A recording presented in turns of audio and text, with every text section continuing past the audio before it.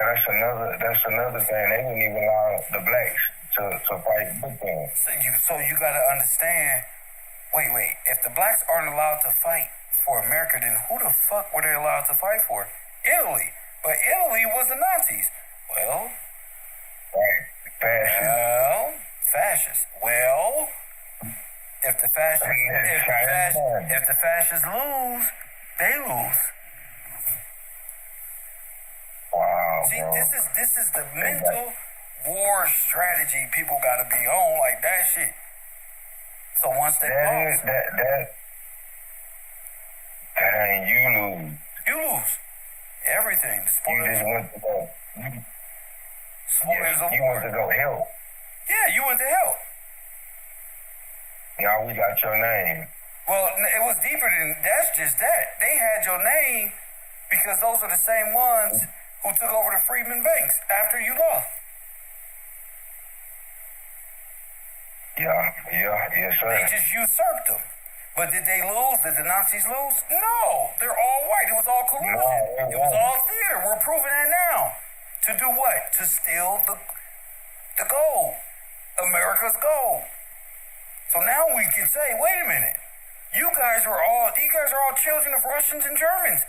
You colluded as Americans to dethrone us or to steal the republic. You've been in communism ever since. You can't amend God's law or the law of the land. These laws are set. Exactly. You're an alien. Can't do that. It's against the law. So we have to come to that understanding. And how are we going to do that? Look at what's on the screen. These are the people who were more likely genocided right out where people put on their clothes. Now that'd be something if these people were put on trains, sent some down where, and they clothes were taken and given to immigrants. This needs to They be come in discussed. to get that part of their package deal. Dang. Hundreds of millions, 6 billion people. And that's at least, Kev. I know If they missed, that's at least 6 million people. Mm-hmm. You know what? Hold on. Wiped right out of existence. Where did these people go? They said in the Man in the High Castle, they gassed all the Negroes, made them get out, got them in these little places, probably put them in a die Glock. Yeah. Put you on the bike. Yeah, And you gone. there you gone. Nigga, you gone. Give me these clothes You right gone, here, Mr. just Black. like, yep. Charles Clark says 6 million families. That's true. So can it be concluded that the birthright is the goal? That don't even sound right. No, I don't even understand what you're saying, black and silver. That don't even make sense to me. That don't even make sense at all. Is the birthright the goal? I don't think you understand it.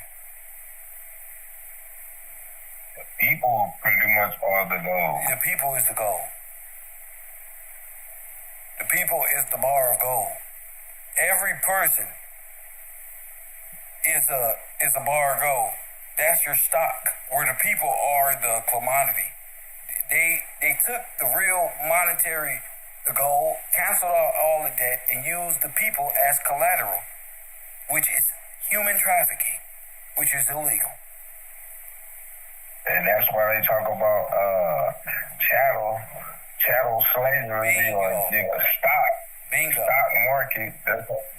These are the people of the stock market right here.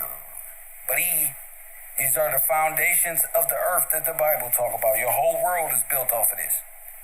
Off of the ones who sacrificed that original sacrifice. These are the ones with an unmarked grave, nigga.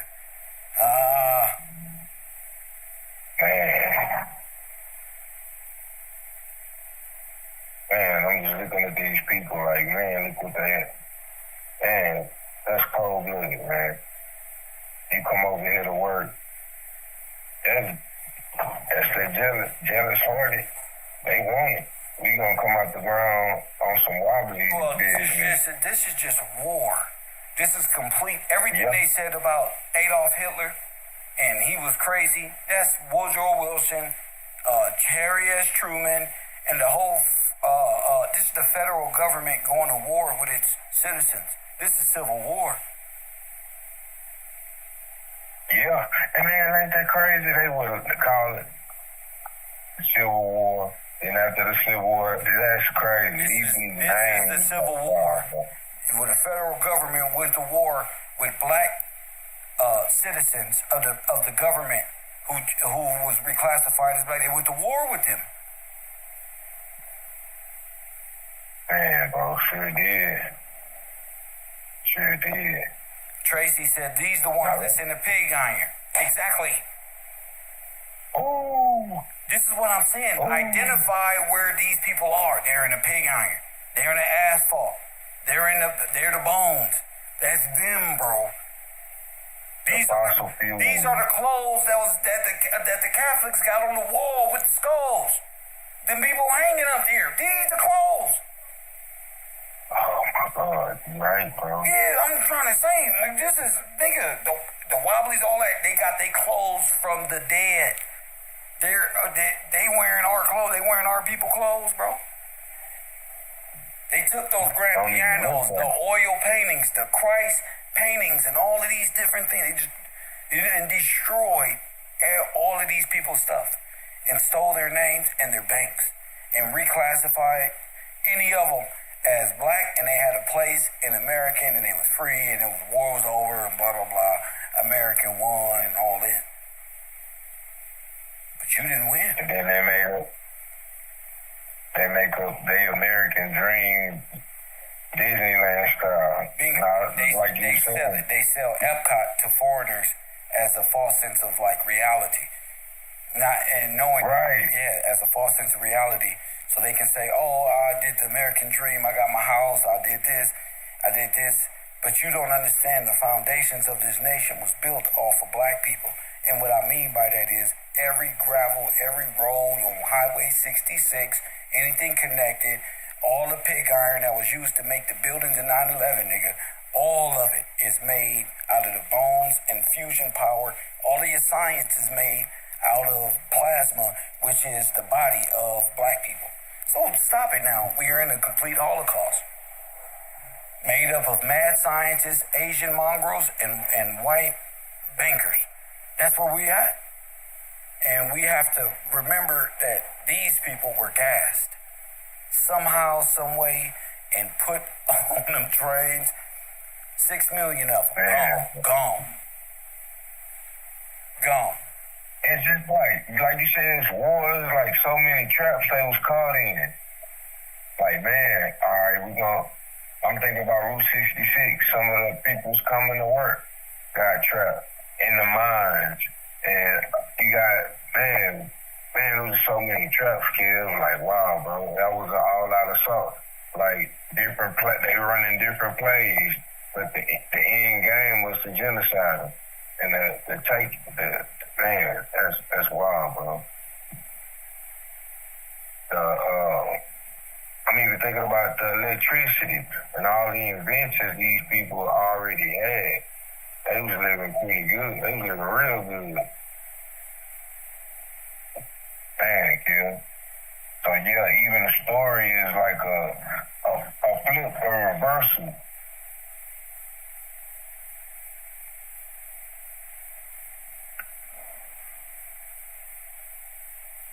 Yes, sir.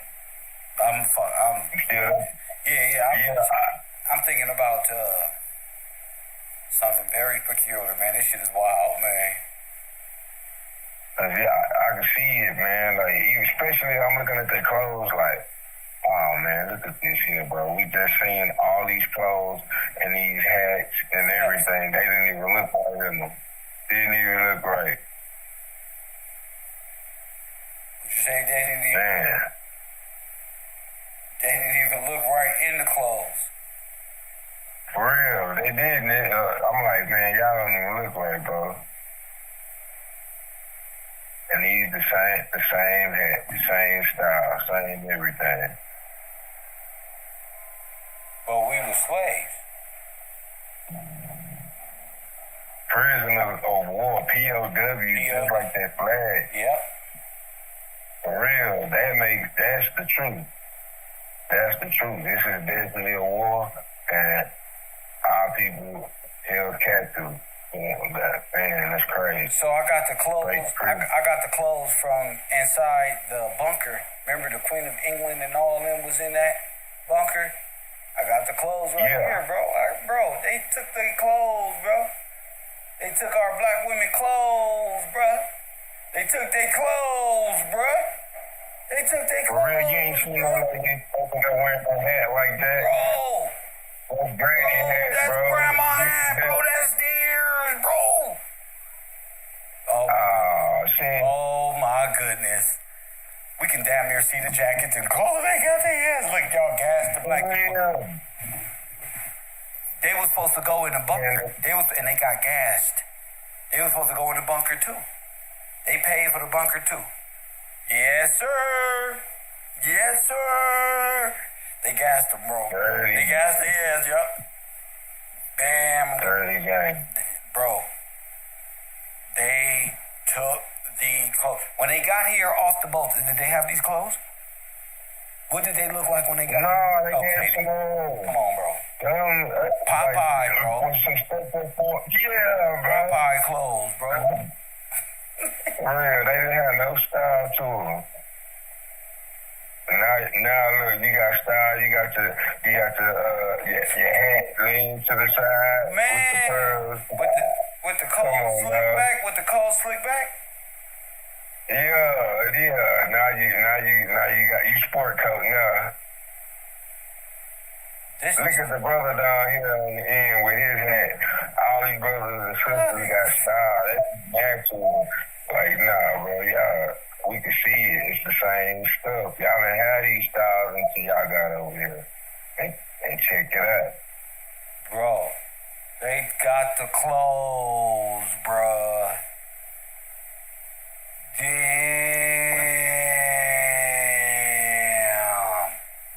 bro, the extra lane shit. Damn.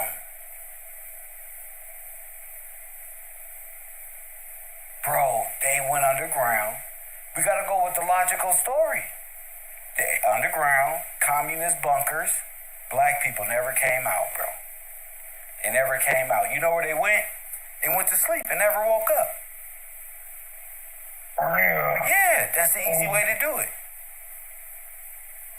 Right, we ain't gotta fight with you. It ain't no struggle. No, just time to go to sleep. Just gas you. Yeah, cyanide. What's that gas make you go right out? Chloroform. I know that from movie. But yeah, bro. Nah, but on the cool, damn, they doing that. Just take the clothes off the bodies and keep it pushing. Or y'all hand it over once you know you jammed up. It's too late. I'm thinking even in a situation where they're like, hey, we gonna arrest y'all right here. And you think you under arrest for being a vagrant. You see what I'm saying? All right, boom.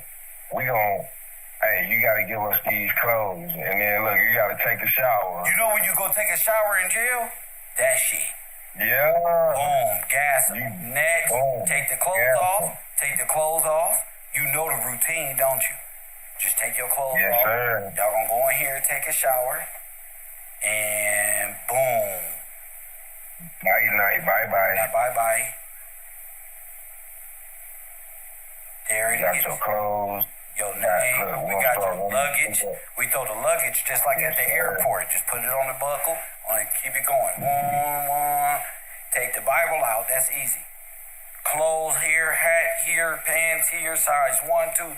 All that shit just gets sorted out. Right then. Like, cause that you know, I'm thinking like, jail, army, it's gonna be organized. However they do it, that's how they still do it like that to this day. It's still organized to this day. Organized. Man, I can see it when you saying these size clothes, wow. Yeah. Then next when you come here, all right, boom, you just got here to America, bam, all right, look, you, here, let me give you a package, this part of your deal, you owe us for this. After they stole you the workers, like, man, bro, that's crazy. That's crazy. Now everybody got style. Came over here and seen all this. They got more. They got hairbrushes, combs, clothes, socks, shoes. You got a new apartment. You got a name. You got a new house. That boy said. You got, yeah. The American dream. The American dream. Everything. Everything. What happened? Damn. Damn.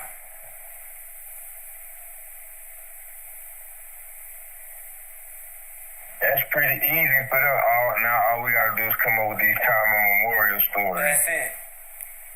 That's it. We've been here so long, we don't even remember. This is the first. Say it again. What you say? We've been here so long, we can't even remember. For real. Memorial. They just made it to sit up. They said, yeah, we just gonna have to agree to disagree on this one, fellas. As long as we can come to the same conclusion that dinosaur, meteorite, planets, and fucking Archimedes and them, we can come up with anything.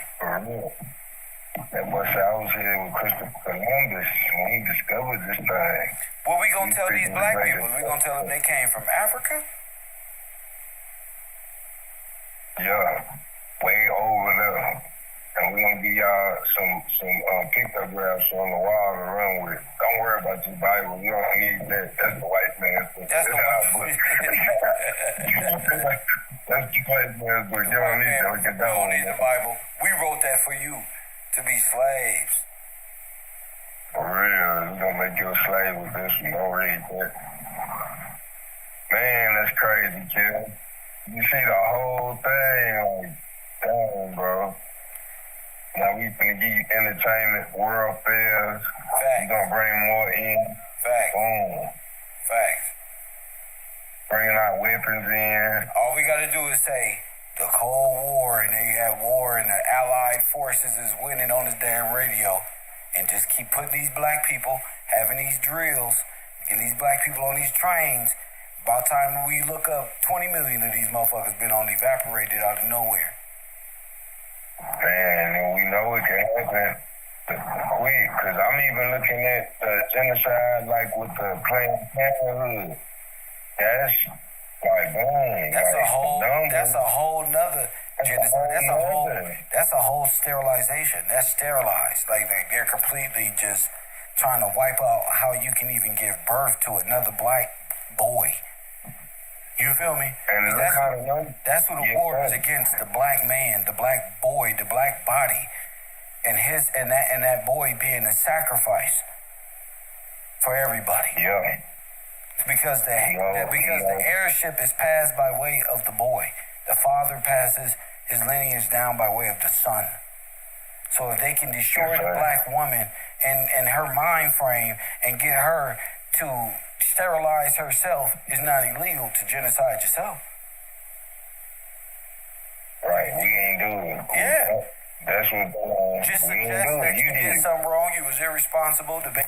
You don't want that baby to grow up with blue chucks or want to be a basketball player and don't pan out and end up being worthless. Just give them on up and go on about your life. Go be something. Go get a degree or something. And you go off and do that and get tired and forget what happened. You forget until Kevin Gillespie comes on his earth, press one, and let you know over 6 million, I said over 300, 400 million abortions. That's more than 6 million Jews. That's what I said. I said that's more than 100 million, 300 million black boys that never made it out the womb. Future Jesus Christ, some future this one, a future Messiah, you would never know. You would never know. Because Margaret Sanger comes from this group.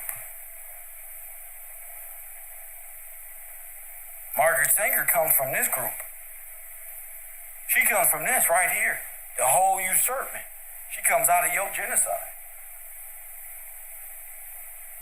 So anybody talking about this is probably the revelation of revelations. The black genocide will get solved. They went underground too. They in them subways on them trains, ain't they? Okay then. I said they in them subways, ain't they? They waiting in them lobbies too, ain't they? Okay. Unknown caller. Okay then. Hit that like button and subscribe. Okay then. So y'all should know, these are the same clothes, the same luggage after they got here. Where did they get that stuff from? My theory is they got it from black people because the Holocaust. They took their clothes, they hats, and like V just said, came up with this false sense of history, was walking around like they think about Tataria. They don't bring up what happened to the black people. How they go from Southern and Eastern Europeans to like cool white people at baseball games? Well, they stole it from these people. It's time to tell the truth. Let's go, brother. Tell the truth. Because there's nothing you can do. It's going to come out. Now you're going to be looking even more stupid. Because it's good. Like now, it's coming out. There's nothing it's what it's supposed to be. Now, like you was talking about Margaret Sanger, the Queen of England. These are the same people. Throwing up what they call the Roman pledge, the fascist hand signal, same thing. And I'm like, bro, I see it. The war has been against us and what happened.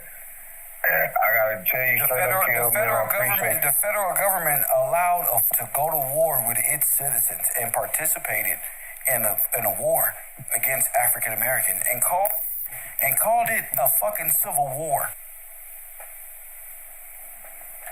Now that's criminal forever because it's dealing with murder and on a mass level. So you gotta make it right. This is against the Geneva Conventions. This is what they got Saddam Hussein and shit for. Come on. Right. Talking about gashing your own people, the audacity of you people, man. Y'all know what y'all did. Pointing the finger, but y'all the worst ones ever in history. Damn, that's crazy. You think about how they was ever in history. Ever.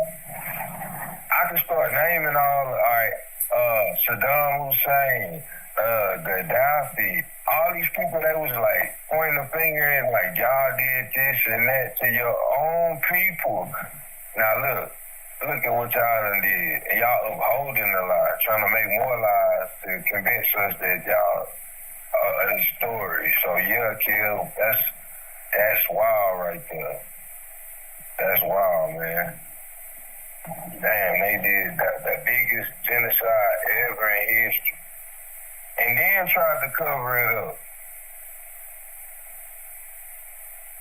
That's like the whole government, the federal government being like, what's his name? Jeffrey Dahmer, Kill. Commit murders, do heinous things to the bodies. And try to hide the evidence. It's absolutely right. That's their Christianity, is the religion of Jeffrey Dahmer, and to create a house full of mirrors for black people. Talk that shit. I'm eating my lunch. Yes, sir. That's like you've been showing us, that's necromancy on the highest level. Like, man, everything about it is necromancy. Off the dead. Murder the people, take their possessions, act like them, try to become them with this mirror magic style. Make up lies and stories. I mean, every rule in the book, we can go down the list, whatever is there. That's incredible, Kill. Like, man, I'm just looking at it from that standpoint. Like, they broke every rule of the book. Every rule, everything, man. I'm like, wow, bro, these people. And then the picture, even you show, like, of the brother being burnt alive, man. That's some sadistic stuff right there, bro. And then you bring your kids out here to look at that programming the next shit, to be like them. Like, man, you want to stay in America? This is what we have to do. That's crazy. That's crazy. Like, man, bro. But I'm glad these pictures soon as you put these pictures together, we can straight see the clothing that the people had on before all that stuff kicked off. And look at how these people dress. They never dressed like that before. I looked at some of the history too. You don't see them dressing like that at all. At all.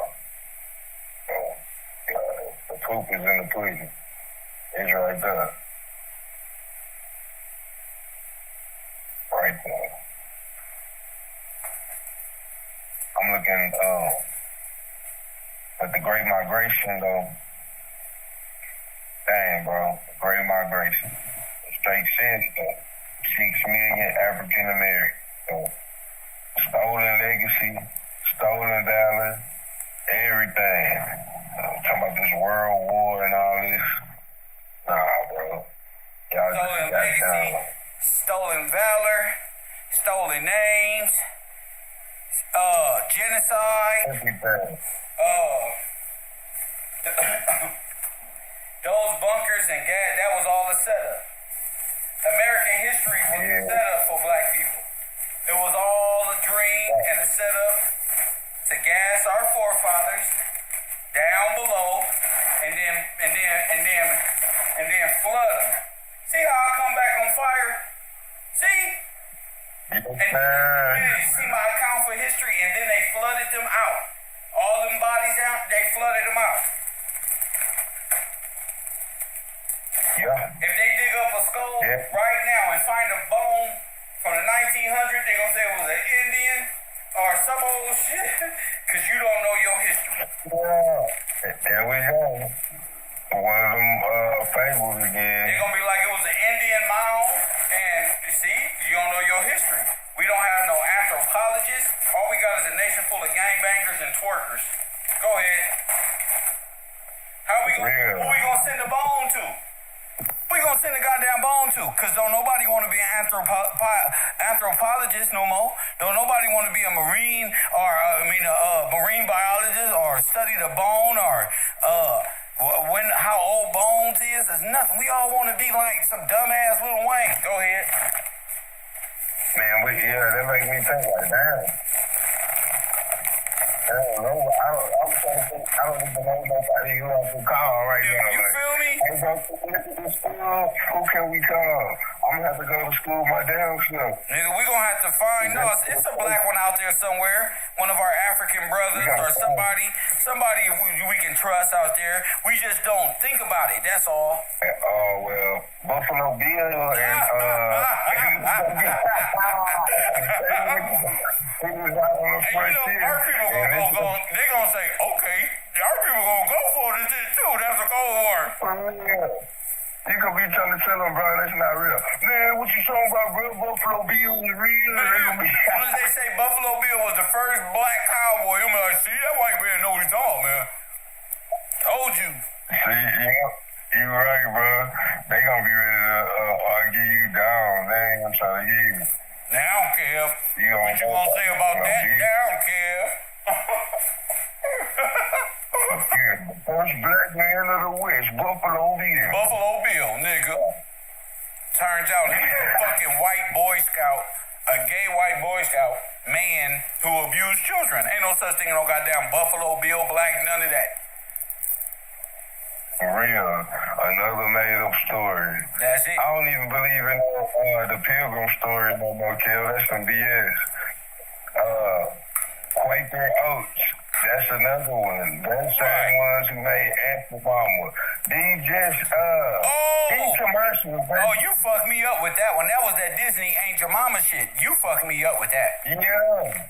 Hey, that was wild right there. I seen that. I said, oh, man, bro. Let me tell y'all something out there in this world. Will I eat my Louisiana chicken? Let me tell y'all something right now. B from Texas sent me a video of how Disney created Ain't Your Mama stereotype, and y'all, we up here supporting, talking about that's the last black woman to it. Nigga, this is stereotype created by Nazi Disney. Exactly. It's not real. For real, it's not She was gonna pay the mammy roll. Now all y'all believe this shit wild, man. Put her back on the box. They remember that? Yeah. No, they didn't, man. Take Ain't Your Mama off the box. Man, that's the last of our stuff that we got, man. Listen, black folk work too hard for you to say we invented pancakes, nigga. We invent shit that changed the world. Fuck a pancake. For real, bro. Fuck a logo on the box, nigga. Well, exactly. I'm like, man, bro, this so crazy. That's programming for real. One got the war different for them now. They got the mind. They up here fighting for their own demise and shit. Man, put that black bin back on that rice box, man. Straight up, man. Uncle Ben. That's my uncle. all over Facebook and all over your Instagram and friends and family, they ass over there. You see what they did to us? They keep taking things from us. Damn, bro. Don't even understand. That's not yours, bro. They made it up, man. You got That's a stereotype. That's like King Kong on the rooftop with the white woman. And I get mad because they took King Kong out. Yeah, you're right. Man, why they didn't put us back up there with the white woman grabbing her? Man, see, we can't have nothing. Dang, bro. You're right, bro. Exactly what it is. Motherfucker, this programming hit y'all with reverse psychology. Y'all be talking shit about everybody else falling for the same okie dokie reverse psychology. Like, come on. Man, look it up, bro. See where it come from. It's not yours. We don't get paid for that. Who gets paid for that? Listen, brother, you talking to niggas who fight over blocks they don't own. Talking about my hood. Who cares? For real. Exactly. See? Exactly. For all the good cooking in real life that black people do and did and done and will do, man, you can do something positive with that being programmed by Disney. But that really messed me up, kid, when I seen that. Like, man, bro, I didn't know that come from Disney World. The Quaker Oats thing, too. So it made me think, like, and they Pilgrim story, all that, Plymouth Rock. Disney. Everything. The whole education. Yep. Miseducation of everybody. Dang, bro. Yep. You said it. That's why Disney got more rights and more sovereign than us, because we believe they story. How could... Because Disney is operating out of corporations, and it's a front, so how y'all got more... How does a dead corporation have more right and sovereignty and land right and things that takes a living person to do? In America, bro. So it's really about Americans upholding and getting back to the republic of things and them being the orchestrators of law, not dead corporations ordering us around, telling us that if we cross the street in which my forefathers are buried under, nigga, that your foreign self is gonna charge me $500 because I don't want to wait for no damn light. You know what I'm saying? Infringing on my right. Yeah. Exactly, with this policy. They can't mess with the law, so they make a policy. And we believe it. Kill. That's crazy, man. Just to know, like, man, but you already said it. Like, I'm like, man, bro, they really did a number. All these corporations, all the corporations are under Disney, not even knowing, like, dang, this what this really is. That's the collusion. Sir, what that say on the side of that car that pulled people over? What that say? Police. No. Police. It's policy. Policy. Yes, sir. Yes, sir. We get You viewing this all wrong, America. You are in your fucking worst state. Nigga, the policy is the corporation. The corporation policy is behind you, acting as a living entity. But it's not real. For real. They ain't even got they act like they can do what they want to, but knowing the law. I think about what you say. Judah the lawgiver. That's what I need to know the law. What's that fifth? Right to remain silent. I can just be quiet right there. You know, instead of people incriminating themselves. I don't even say that no more. I just say I want to talk to my lawyer. Exactly. If the officer is too illiterate, I'm not about to. I'm not about to trying to educate him. Yeah, I don't got time for that shit. But what I will say is, I do not answer questions without my attorney and whatever it is you want. If I'm suspected of a crime and things of these natures, I'm gonna make sure you verbalize that. Just make sure your camera on so we can verbalize what you're doing. So when I hit, you're gonna know that you didn't never win that argument as we pulled away from that scene on Crenshaw or wherever I'm at. Real. Yeah, it go further than just you pulling off and see you in court. No, this is infringing. So that's where I want to be. I want to be where, I'm bringing your ass into court every time. Every time, nigga. I want to take it to the max every time. I just want to fuck it. Straight up, every time. Make sure you just, I'm going to leave him alone. When they see, hell no. When they see, who is that? That's Mr. Motherfucking Gillespie. Straight up. Who brought this shit in my courtroom? and he stung my pocket. I'm still paying him from last time. Man. Who brought this motherfucker over here? This motherfucker, what you up? 30 grand right now, man. I'm gonna play poker off of y'all. Yeah, y'all. You see that nice little Benz outside? Paid for by the state. I'm jamming old school Missy Elliott. You gotta have fun. Don't let this hurt you. Because we talking about genocide on our black people. I don't want y'all to think I'm at the house mad or something like that. I find this right here as only the tip of the iceberg. All this work we've been doing, I think it was to get to this part and know that, damn, our people was put on trains.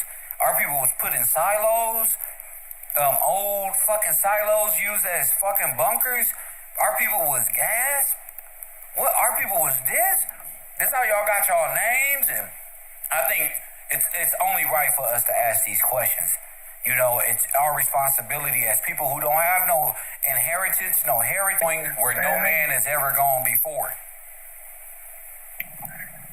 Yes, sir. What man has blamed the American government for Holocaust against the American Negro? Nobody. Who's verbalizing it? Nobody, bro. Nobody killed. Nobody. You walking the walk that You gotta walk the walk. is done. For real. Yes, sir. Them our grandmamas and stuff on with them hats on. Our great grandfathers. That's one of ours. Somebody. And if it is, then we got action. Then we got hope.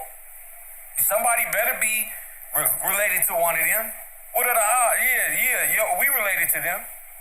Those are Brown, Washingtons, and Moores, and Morehouse, and name another one. Garfield. There you go. Even Matthews. Yeah, Matthews and Taylors and Yep. Yes, sir. That's them, bro. Look at him. I was about him, Brother Taylor. You already know. You already know that's Brother Taylor down there. It's Sister McGee. You feel me? For real. We gotta take care of them, bro. We gotta speak for them. That's got to. I mean, if they was gassed out, they did. Wherever they went, they came out with nothing. So we gotta fight for them. Man, bro. We got to. Just think, nobody, you getting done this way, and nobody knows or cares at a certain point in time. In history, bro. Yeah. You just underground, lost history. Ain't nobody talking about you.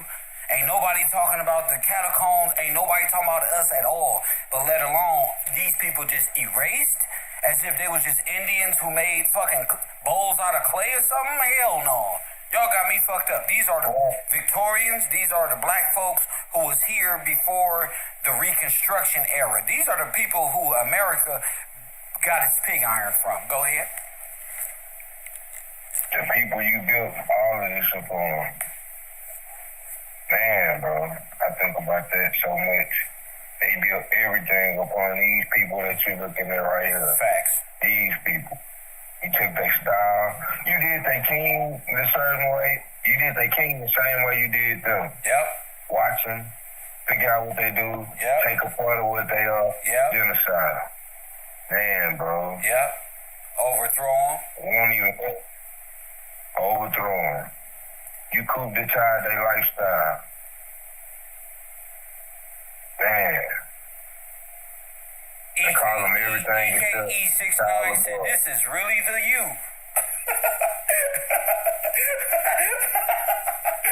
What the fuck you thought you was, nigga? Motherfucker said, this is really the you. Yes, sir. For real. Live and direct. The you, nigga. That's funny as hell. I love when people say shit like that. Like, bro, y'all really teach this type of stuff? Because I learned it, yes? Yes, you see, he learned something. That's why he tripping like, damn, I ain't never seen it from that perspective. This is really the you. Yes, sir. And guess who attended you? E69. For real. Just like that. I'm finna go to university at KevRow University. I graduated KevRow University. Stickers, bumper stickers, and car stickers and shit. I love this shit. Go ahead. Hey, for real. Man, it's real. Oh, like yeah. we was talking the other day, other people just talking, you already teaching. You doing it. Done it and doing it. So I'm like, man, it definitely is a you. It is. He told you can't want nothing. It's real. Go look it up. Like you said, you gonna look it up, you gonna see he ain't lying. It's the truth. And it all makes sense. And it's a good thing the way you even think, Kill. Like, man, I'm not gonna just take your word for it on what you say it is. When I see you untrustworthy, let's take another look at it and I'll see what it is. And boom, every time, every day, every time, another one. Yes, sir. Like, man, that's just the truth. Even through observation, I keep looking at the pictures, like, and they stole their clothes and everything, bro. They look like it's amazing. They stole their clothes, bro. But that's Then that's where the 6 million Jews said they relocated to the Americas. exactly. Yep. Hey, so that's where they got the name from. Huh? Damn.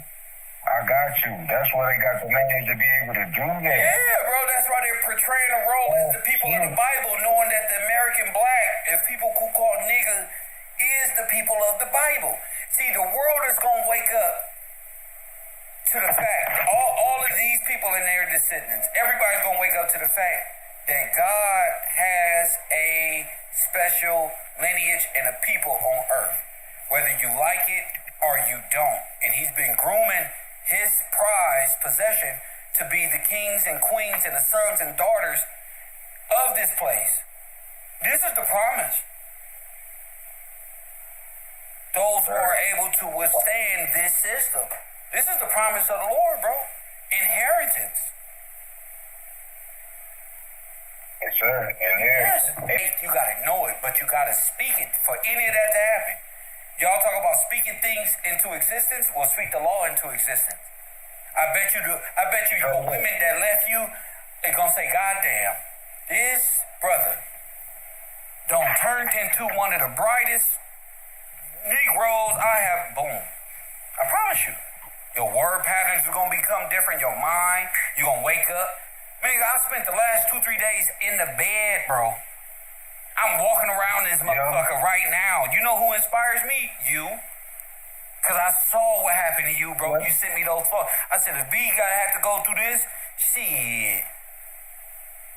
Man, that's what's up, kid. I'm sitting up in there. Bro, I was hurting, bro. But I finally have a perspective of, damn, if you never able to move your legs the way you want to or get out the bed correctly, how would you be? Would you still be the same Kev? Would you be the same B? Hell yeah. You know what I'm saying? For real. Am I still gonna hold it down? Facts. You know what you said? What you say about Joe? Man, Joe, that's when, man, he held it down. Yes, sir. That's a good role model to look after. I would lay on this bed and do it on my couch and do a whole show without the screen up, and you won't even know that I'm in pain or none of that. You know what I'm saying? Because this is more important to me. This is actually strength. The fact that we this close to really finding out if America is ready to admit the Black African American paper and physical genocide that happened in the late 1800s, mid 1800s, all the way up until now in the 2000 and what? All right then. For real. America has to stand judge. Russia, Germany, Ukraine, Israel, it doesn't matter where they went. They're all under judgment. Saudi Arabia, the United Emirates, Iran, America, all the politicians, all of the rap stars, anything standing in the way of judgment will be destroyed. It don't matter if your baby mama or your grandmama like them or your girlfriend or you are not a factor in that way. You won't fight for 400 million aborted babies against a system that's dead. So hell no. Hell no. You gotta fight for this shit. You gotta vocalize this war. The war is going to be televised. It's been televised. The motherfucker put on the screen Dr. Fauci and the Japanese and the Chinese Wuhan labs of Switzerland and shit genocide you right out of existence. Everybody put on a mask and black folk dying all over the nation. Ain't nobody saying nothing. Straight up. Everybody just running along with what they been told. Facts. Running up. Facts. You think you gonna get somewhere being a coward? I ain't put a mask on. Day one they said it, I said I'm gonna go out breathing God's. I'll be damned if I let scientists control my right. I already got to deal with LAPD. For damn a Fauci. But I'ma just be a dying nigga of radiation buying Subway sandwiches during COVID. I don't give a damn. I will refuse to give up any more of my right for a goddamn mad Nazi scientist, Russian, Jewish, Orthodox, Chinese, communist, anything. I don't care. I'm a real American. I saw the way the people was just mind gone with this TV and them telling them what to do. It's hot summertime, bro. Dude walking down the street with a mask on about to straight pass out, bro. Like, not knowing the science. The science is saying, you know you doing more harm keeping that on all damn day than taking it off and being afraid that somebody gonna breathe on you. But that's how you can eliminate a whole group of black people. See? Yep. Make it a global pandemic. Make it about some fossil fuel or some greenhouse effect where you breathing in your big nose too damn hard, and we're gonna come exterminate you and hide it in scientific paperwork. Exactly. This our explanation right here. We gotta sit. What was they saying? Come get that back. Black people, I'm so proud of black people didn't go and get that damn shot like they wanted us to.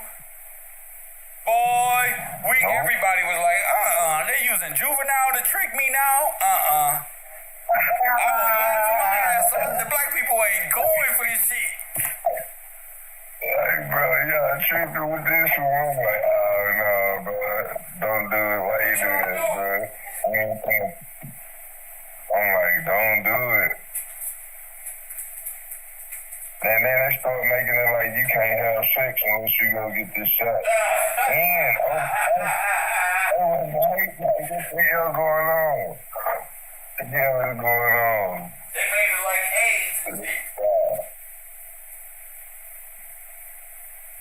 This is wild. Then you got people. And HIV. Exactly. But knowing that Fauci was the creator of AIDS and HIV and all of these things, they need to be arrested on human rights. On chemical warfare, biological warfare. Chemical warfare. That's what they were doing in the early 1900s at the Red Cross camps. Sterilization. People, man, bro. Putting radium and shit in your blood. Mercury. You out of here. That's poison to the body. Bro. You out of here. And then they was going to put that respiratory thing on you. You having convulsions. Then they say, oh, them goddamn respiration machines is killing people. That's like what they was doing during the Spanish flu. They'll go around with these ambulances and people be fucked up. They'll put that mask on them, suffocate their ass right there. Man. I'm talking about this oxygen machine is supposed to give them oxygen. Okay, y'all just keep falling for the 1-2. You know what the oxygen machine? Go outside and breathe, bro. It's all right. I'm just calm down and breathe. Breathe, man, for real. What that boy, 1 and 2 and 3 and breathe. Oh, that fat boy, you gotta breathe, man. Breathe, man. I'm just thinking, like, what was you doing right before they told you that? You was being regular. You was outside. Life was what it is on the regular. They tell you something, and here you go. You like, nah, man, what you doing? Where your mask at? On Pod Rule, you better put that mask on, blood. I ain't finna pass out and die because of you. But you a gangbanger. But you gangbanging. Exactly. I don't give a fuck about none of that, blood. I'm in a couple stores just trying to grab what I'm trying to get, bro. Man, leave me alone, sir. Don't come to the store. If you don't like breathing, man, go home, man. Maybe they help you in it. Go home, bro. I'm not wearing it. For real. Oh, man. This world is insane, kid. Like, damn. Hey, that's something that everybody can remember. Because it's, man, everybody they ain't making it out. Remember, during the pandemic, black people wasn't watching no basketball or football or none of that. Everybody was kind of like reflecting. Then Jay-Z came with, I think we should all get off our D's now. And they just, okay. I'm going to have Usher, Rihanna, everybody at the Super Bowl come out to the party, come to the World's Fair, and just give up all of this stuff of Black Lives Mattering and not supporting the NFL. We need to stop. For real, we need to make my bosses some more money so I can continue living this fake lifestyle. Got us a and everything. That's crazy. That's really pretty much what happened. Ain't no explanation why we breathe now. Right. What happened to it? It went away? Ain't no explanation. No, this is really not gonna talk about it no more. Just like with what you showing. Look, we just don't need to talk about it no more. They're gonna say some fly stuff like, you don't need to open one. What a glorious time it is to be alive is all I can say. Breaking this stuff down and exposing for the first time and the collusion between all nations against the African American, who was misnomered the African Americans, the American black, not the foundational black Americans, but not like that. These are not good guys. And I had just had a revelation today. I'm gonna go ahead and say it. It wasn't The Russians are the Nazis. The Nazis in America and the Russians in America is all one. The Russians are German in America, are white. Press one, they all what? Remember I told you about the U.S. Civilian Guard? They came over here and started playing these roles over here. There wasn't no Indians. All the Indians was a part of the labor force. Y'all don't remember? Here, let me help you out. The Indians are all German and a part of the socialistic, democratic takeover. That's how they loot the bank. They rob nations by pretending to be organic. Look, this is Carino. Carino, it was trying to pass as a Native American. He trying to get reparation. All this was done at the World Fairs. All of this Indian history and pictures and things was done at the World Fairs. Look at this Indian. Yeah, right. You see what's on his neck, though? Okay, then. To be anything other than you is a welcoming platform for everybody else. And that's what they're not telling you. It's time to wake up.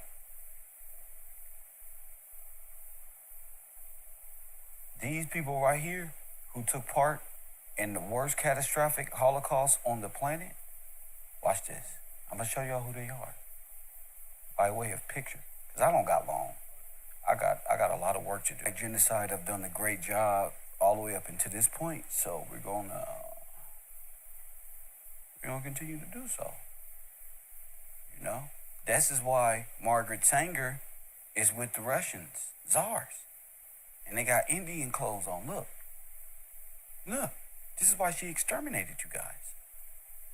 This is why. You see? So he can become what? King what? King George. This was an extermination by the Russians. They passed it off as a USSR Russian Revolution and all of these things. These were all wobbly takeovers and workman force wobbly. Wobblies are all communists and socialists. Doesn't matter. German or Russian, doesn't matter. They're all Democrats.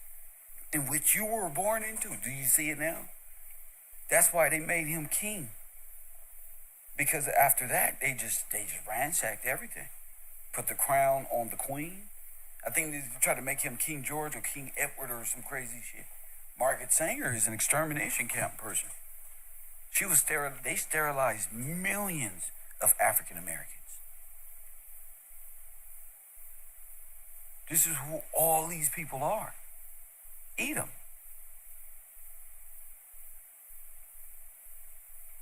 These people here are the same as these people here. You've got to understand that. I think I've done a great job at pointing that out over time. If you need some help with that, I don't know what to tell you. I don't know what to tell you.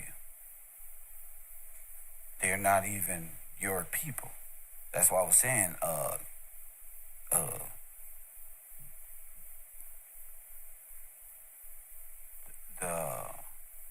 the Moorish Empire wasn't even real until recent.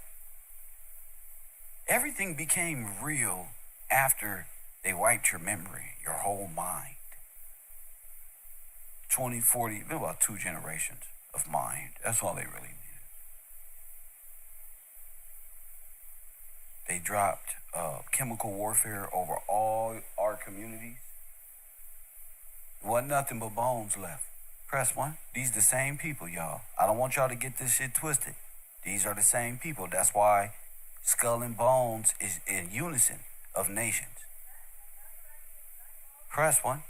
It's a unison of nations.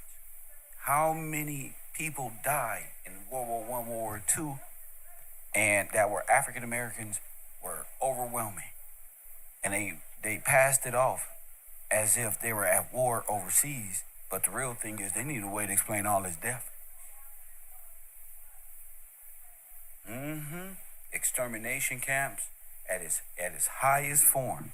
You see that mountain of skulls they sitting on? And then they built the Roman Catholic Church on top of that. Do you understand what I'm telling you? Then they built the church on top of all the dead people. You just don't know. You just don't know how, who, what, where, and why. But it's a Russian collusion. And we exposed it right here. Nothing else matters to me at this point. Spaceships, nothing. Just the collusion. And the fake ass storyline they told us. These cowboys and Indians, these fake ass ideologies, these religions, these different nations, you have this time immemorial nonsense. You ain't gonna make it to time immemorial. You gotta get past this. Black, no take back. You can't even make it to dinosaurs, nigga. You gotta explain. You blamed Genghis Khan. But Genghis Khan was a socialist, was an extermination man. They gonna blame him. You don't want to know the truth. They're all Confederates. All of these flags that I'm showing y'all, these is one nation. They all became one nation and came against thee.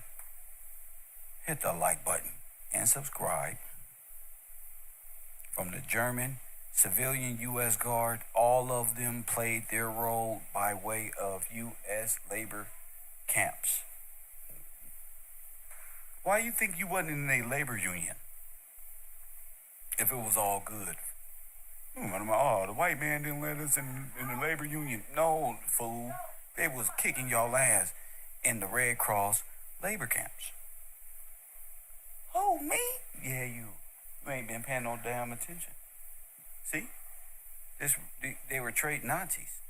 War Organization of the British and the Order of St. John and the Cruise Road, Geneva. The Christian names. They was changing all their names. Now the Christian names go back to English names, go back to the Dawes Rolls. They need to convert these people into Christian names because you were the real Christian. So their Christian name is your name. And they are all on the Dawes Roll in which our names were ripped from us and given to all foreign Russians and Germans, and they pulled off the grand heist of gold. You understand what I'm saying? Am I making sense? Am I making sense? Do you understand what I'm saying? All nations came in by way of humanitarian aid. What was you doing? Where was your people at? In internment camps, being controlled by German and Russian and Harry S. Truman. Press one. You don't believe me? Put the evidence. Roll the tape.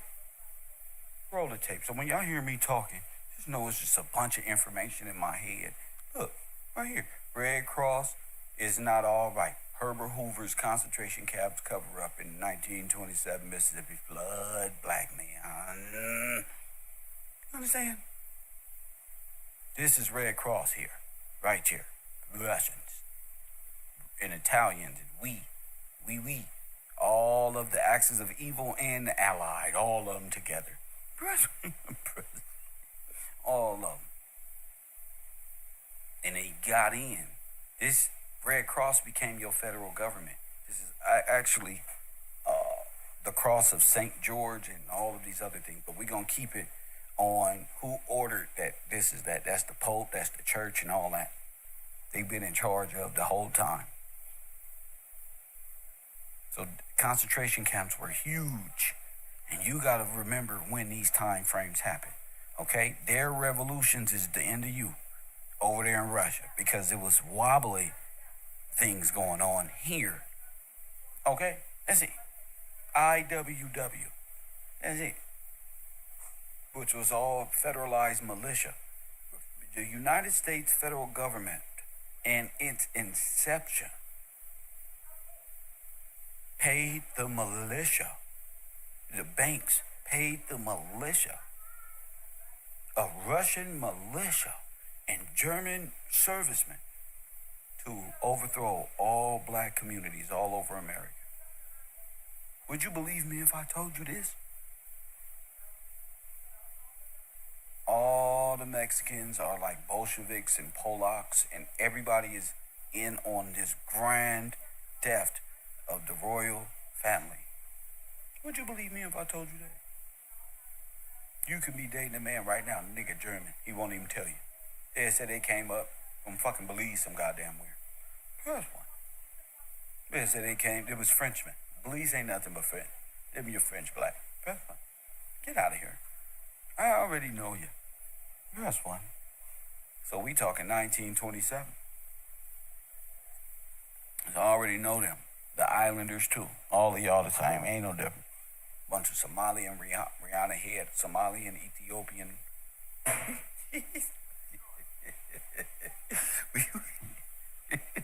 Yeah, we got jokes too. But I want y'all to know what they did as a collective to genocide and how to recognize and get out of the dream state, which is the world that they put you in. Margaret Sanger can be Queen Elizabeth. You understand what I'm saying? That bitch can be right there. Press one. Queen Elizabeth, the one that just passed away, the little lizard. Yeah. This is a whole genocidal craziness. And we're thinking history, the Russian Revolution. Everybody celebrates Europe's and Russian revolutions as 4th of July because the big barbecue happened. What big barbecue? You ain't know? Press one. Everybody showed up for the big barbecue. See? Y'all don't remember the concentration camps at Devil's Punch Bowl? Y'all just gonna forget all this. That's cool. Y'all can forget. I'll be still right here when your entertainment is done. I'll be still here putting this down because where's that? Oh, here we go right here. See? Let's put it down. They can't deny this because Mr. Gillespie is on fire. Burning of the Negro Smith of Greenville. Look at it. Millions of these Russian and German immigrants as a collective came in and burnt up and all magistrate. And opened up the USSR and business in America. Press 1. Hit the like button. I'm going to find your republic, Chris. I already got the republic in my back pocket. It's in me blood, mate. It's in me blood, mate.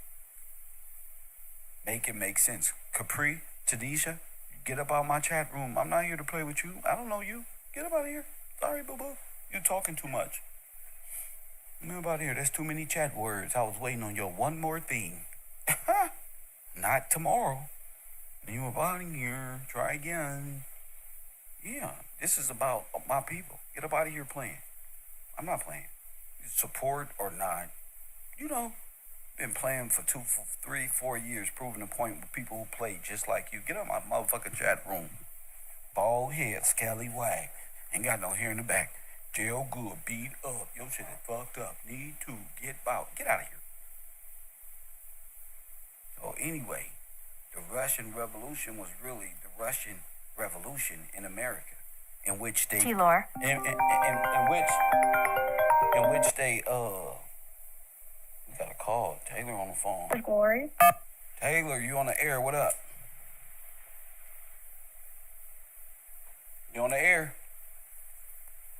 Hi, sir. How are you? Towards Glory. Talk to me. Yes. How are you? Bless. I'm enjoying doing my show. Make sure you can hear you. Yeah. Yes, sir. Absolutely.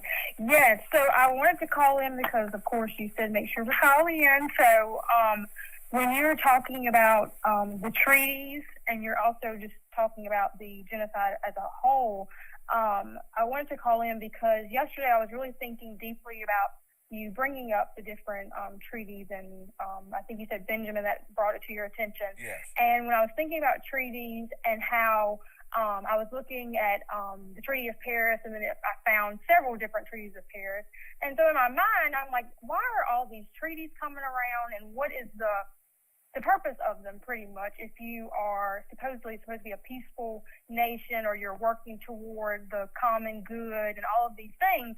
Right. And so I was thinking, like, these treaties are worthless. They're worthless worthless because not only are they unable to actually carry out anything because they're not sovereign, but also because they're not made with good intention, good standing, and lawful. You know what I'm saying? That's right. So then I thought about, I said, well, let me see what a treaty that's considered worthless. So I looked that up, and the term that came up was bad paper. So I looked into bad paper. I looked into bad paper, and it brought up scripture. And when I get excited whenever something that you have taught us is like goes automatically to scripture. Yes. So I looked it up, and it brought up Isaiah 30, and I wanted to read it because not necessarily just to read it, but because you teaching us the proper history helps understand the scripture the way it's supposed to be understood. So instead of just seeing like, oh, trust in the Lord, not Egypt, it is no, do not trust the alliances or the treaties that you would make with foreign nations, but trust in my spirit, trust in my law.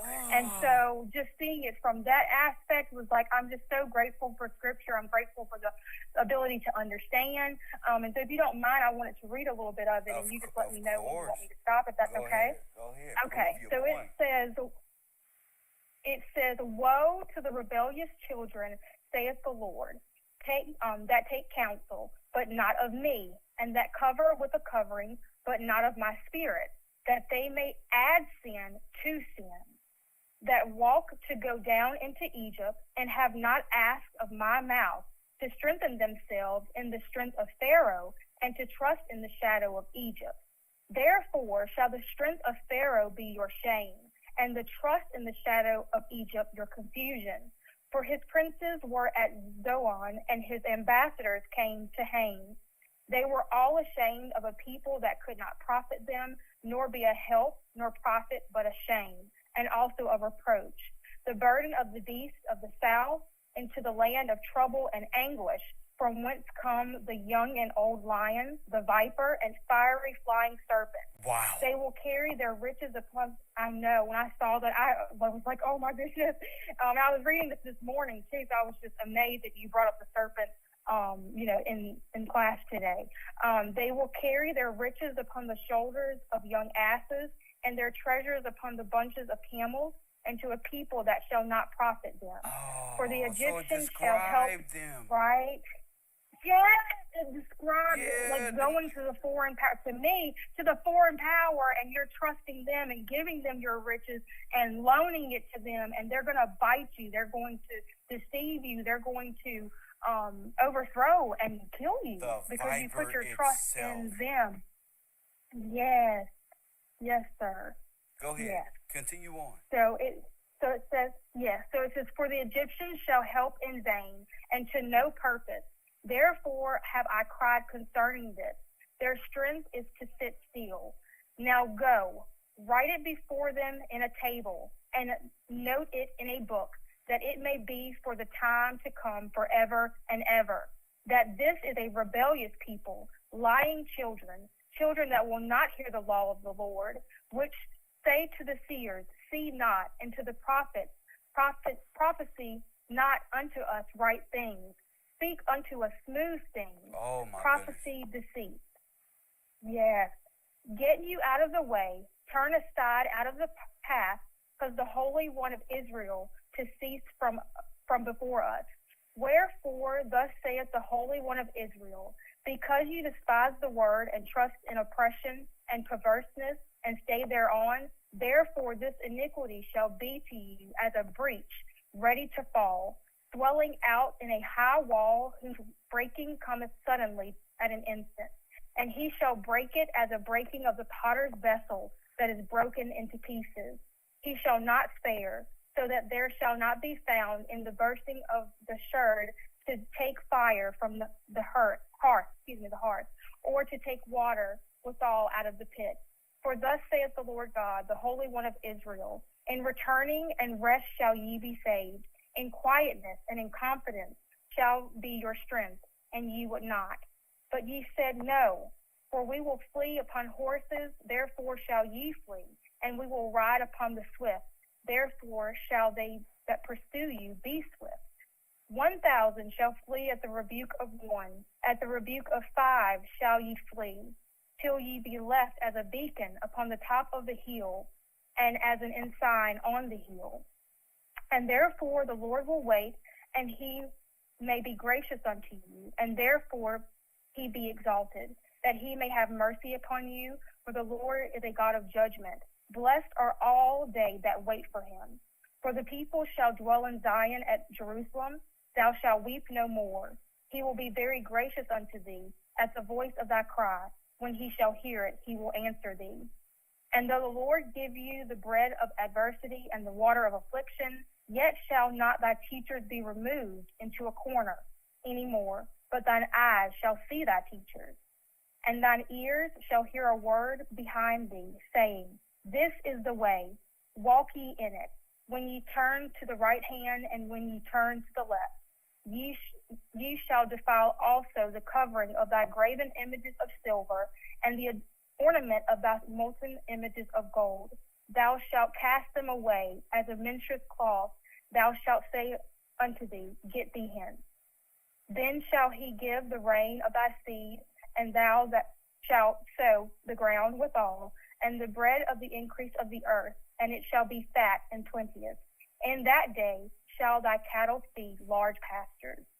The oxen likewise and young asses that ear the ground shall eat clean, which hath been winnowed with the shovel and the fan.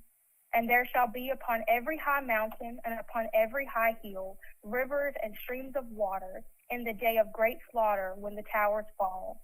Moreover, the light of the moon shall be the light of the sun, and the light of the sun shall be sevenfold, and the light of 7 days, in the day that the Lord bindeth up the breach of his people, and healeth the stroke of their wound. And that was what I had read this morning. Did you want me to continue? No, go ahead. Make your point. Kind of you speak got about it? anything else you got? Oh, yes. Let me know. Yeah, no, I just wanted to, yes, I just wanted to bring that, to the class and just say that I'm really grateful that it doesn't seem like allegory or like, just punishment. It is based on law. It's based on an ignorance and a deceitfulness of a perverse generation, of perverse people that do not believe in God and that, blaspheme his name and deciding to go and chase after those things that we're not supposed to. So following the law, knowing it, and taking it seriously and realizing that this is very real. It's not, Disney. It's just a blessing to be able to open the book up and actually see what it's saying. So I wanted to call in. Now, one more question. Do you see the Russian-German-U.S. collusion? Yes. Oh, absolutely. Do you yes, see sir. Do you see USSR? Yes. I see a multitude of people who have pretended to be different people for the sake of overtaking, of course, we know the sovereign, and taking that power and pretending to distribute it amongst crowns and say, this person's going to do this, this place is going to have the leader in steel. This is going to be the leader in this. Like you break up the Holocaust, and you break up the overthrowing by countries. You know what I'm saying? Where it's like, so basically you scatter it. You scatter it. Wow. Go ahead. You said yes. it. You scatter it.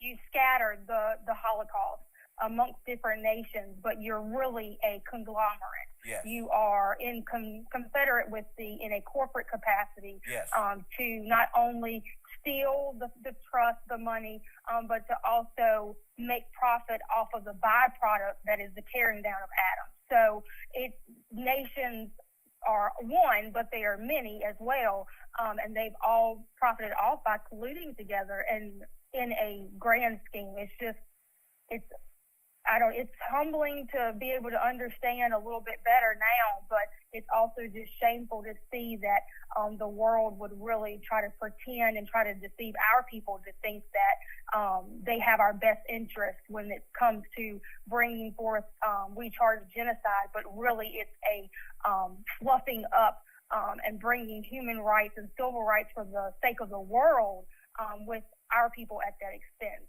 So I definitely would agree and feel like they should be completely charged with collusion, with so many things. The list is so long. The list is so long. Well, I sure appreciate this call. Thank you. Absolutely. Yes, sir. Yes, Bye-bye. ma'am. Whew. Well, sheesh. It makes me want to work harder. You feel me? So when I see these different things going on, I know it's some bright people out here that's being paying attention. You see, that just upped that right there, that conversation right there. That's all she wrote. See, that's all I need. Let me know that somebody's out there receiving the message, the good message. God is good. You know, to even be able to perceive things this way. God is good to me. To help people understand these things. So the whole world tried to mask this off and pass this alone. This is a stolen valor, a stolen nation. There are no American Indians. There's no such thing as these things. Okay? These people are one brigade hiding in history under different identities, giving themselves dishonored glory. This is everything. Stolen valor, stolen crown, stolen republic. Bad paper, man.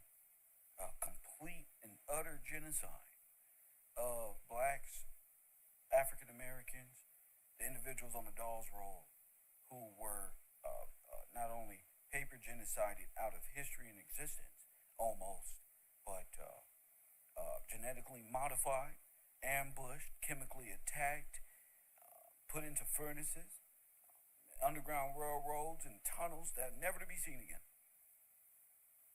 Whole nation, Centralia destroyed. They talking about some damn tutorial. You tell me about this right here, the collusion to destroy the African Americans in America. Hit that like button, hit that cash app. I'm finna give me a personal goal every day. What's my goal? Let me see. Shout out to Karen, Divine. Shout out to Ali, Taj, Cedric, and Jason. And yesterday, Gloria Roberts. Shout out to you guys. Without y'all and my callers, this wouldn't be possible. You start to see that this stuff just started to happen. That's why George Washington is sitting there in the Amber Room. This is why they praise Stalin. Stalin is like, who did I say Stalin was?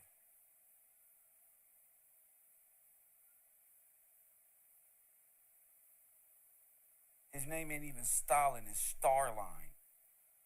Press 1, but they had to change his name because it's closely related to J.P. Morgan. So they just say Stalin.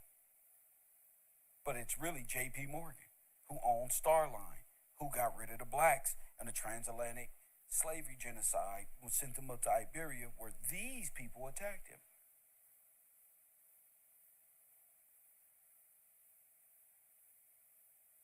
There's 200 people up in here. Hit the like button, man. Show some love, bro.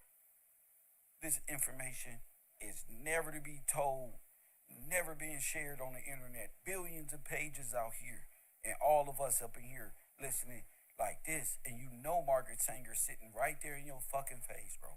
This gonna prove I charge genocide. Press 1, I reprimand the whole NATO. Get y'all asses on. Press 1, you damn right I deserve everything. You damn right. Press 1, I fought hard. Not even knowing what the fuck I was looking at and fighting. I'm just blindfold knocking shit out. Press 1 like Neo. Press 1 by 1. Whoever fell in the punch way. Remember If your brother and sister got into a fight, you just close your eyes and say, if you in my way, you just gonna get hit with these. It just turns out they was in my fucking way. If I close my eyes, whoever in my way, gonna get hit with these truth bars. Better not be in my way. Press 1. So you see them looking like a bunch of Dixie chicks, like a bunch of Confederate, looking like, yeah, all of them are in collusion. And this way you got to be able to explain it.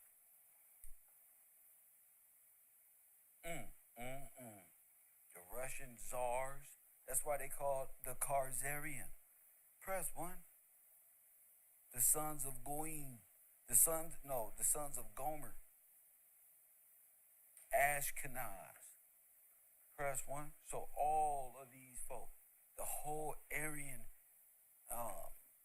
identity is Edom. And they act in their corporate capacity and as little workers. They are ideological insurgents.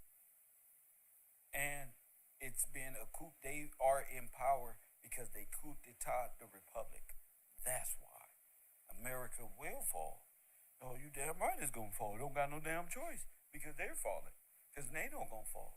NATO stole the fat flag of King George. That's why. See? Y'all thinking George Washington and all of this. No, this is deep. I just wanted to, how long I got? How long I've been on? 1 hour and 19 minutes. And you know what? I'm getting better. That's enough information for a lifetime. You see that in an hour and 19 minutes? That's a quickened spirit if you ask me.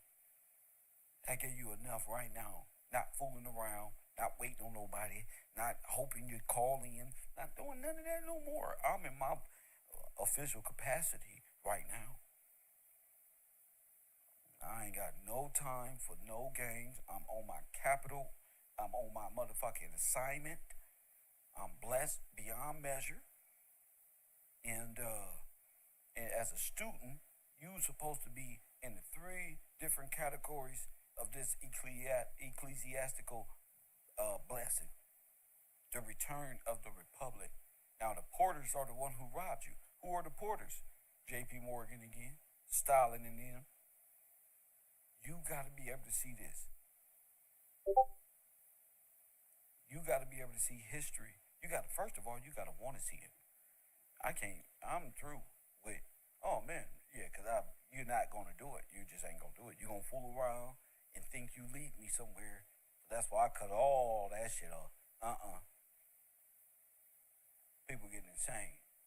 People getting controlling and all type of shit. You know? What a time it is to be alive. Let's see.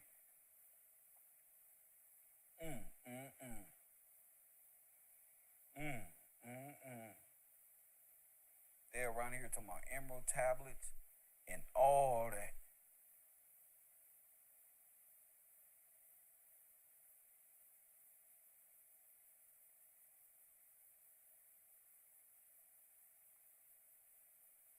Why do you think the Russians had all that black art of Christ? Why do you think?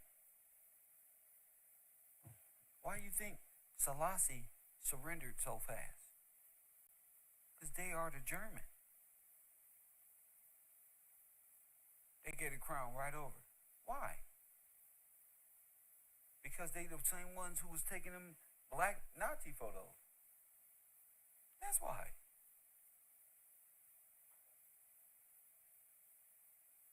You remember those black folk who sitting up there in them Nazi garments? Italy. I mean, who else would do these black folk like that and string them from trees and call them monkeys? Things of that. Who would do that? You say German? No. They would. They did it. And they must be charged. All of them. Rome. All of them. That's why I'm not paying attention to nothing else. I'm in a cool place mentally, and I like where I'm at, and I like breaking this down in ways that the average person can kind of grasp. If they paying attention to the Anunnaki man over there, if they paying attention to all this other shit, maybe they just might want to.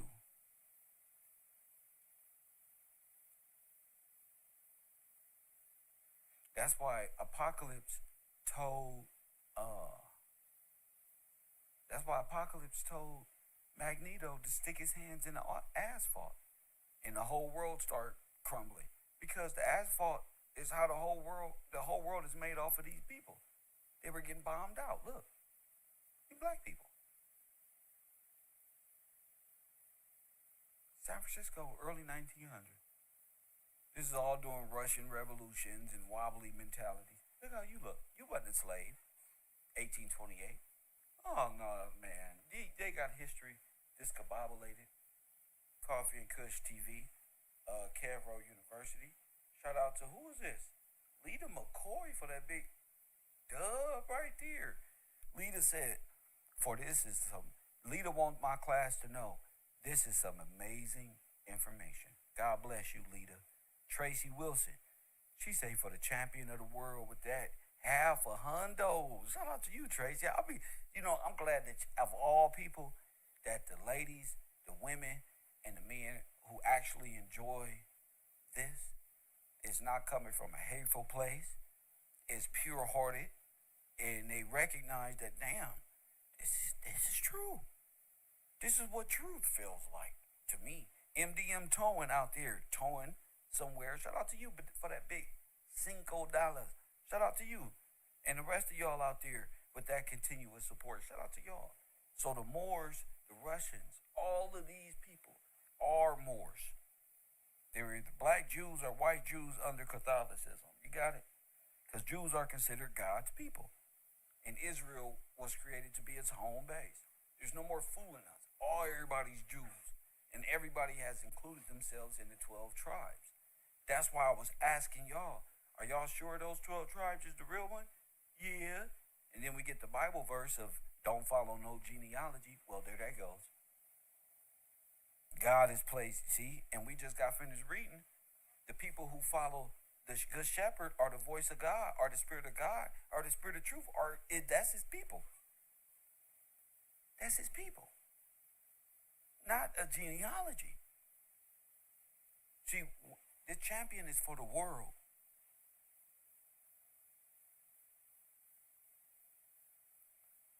If the champion was for just any particular, they'd kill him.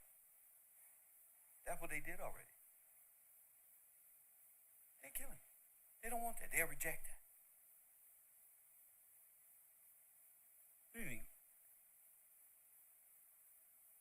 Yeah, he's coming through you.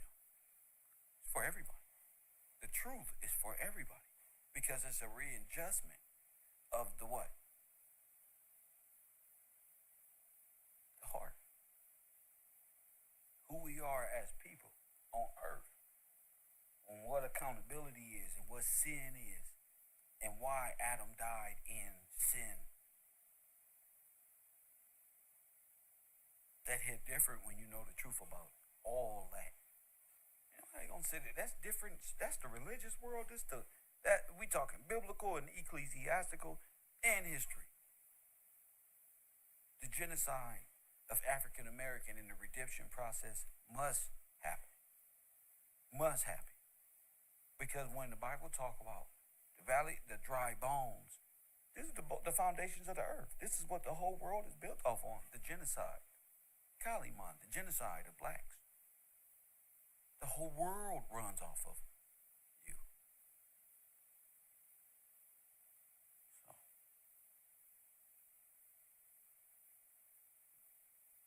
in this grand theory of mine, and yours, and all of these different times being centered around this, but we're going to stay here. For those of you who like to study the revolution, the Russian Revolution. Unknown caller. And things of that nature. Because when you study those things, you're going to realize Deborah from Florida. It's all happening right here. Deborah from Florida, talk to me. Hello, sir. Good morning. I did a little Talk to study. me. Good morning. Good morning. Good morning. Hello, hello. I did a little study on the Soviets within our treaties. The three. China. Woo! Magnavov, China. The first Soviets were established during the 1905 revolution. Oh my goodness. This is all wobblies. Yes, sir. During which Yes. the Second Congress of Soviets, and then we go to the Negro Workers Congress. Those are all Soviets. Remember, they were accused of working with the Soviets. They were wearing their clothes. They was wearing the. It was long fit. Dev said, they were wearing the clothes too, Kev. That's what's up. I made y'all smile. That's what's up. All right, peace. All right, little kids. All right. Everybody close the door. Time to get back to business. Press 1. I hope y'all enjoyed this knowledge and wisdom. This is about taking notes, supporting the broadcast this week. I will be live on Coffee and Kush TV. I will be interacting with my students in the chat room because I'm rewatching myself. This is it's crazy when you watch yourself break it down. That's different. So I'm in the classroom. I'm watching the projection just like everybody else. I'll see y'all in a minute. Death, because I Awesome.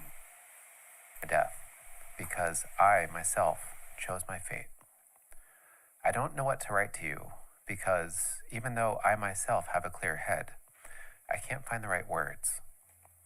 I took my place in the army of liberation, and I die as the light of victory is already beginning to shine. I shall be shot very shortly with 23 other comrades. After the war, you must claim your rights to a pension. They will let you have my things at the jail. Only I am keeping Dad's undervest because I don't want the cold to make me shiver. Once again, I say goodbye. Courage. Your son, Spartaco. Quoted by Eric Hobsbawm in The Age of Extremes.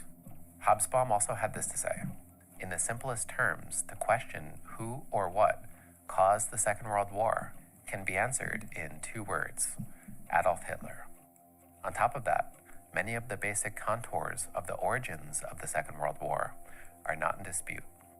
Germany, Japan, and Italy were the aggressors, while the democratic powers were drawn into war, didn't want to fight, and even tried quite hard to avoid it. But such vagaries give us little to learn from. Adolf Hitler did not happen in a vacuum. Japanese militarism didn't happen in a vacuum, and neither did Italian fascism. To understand how World War II began, you need to understand the circumstances that produced it. This video will lay out exactly that.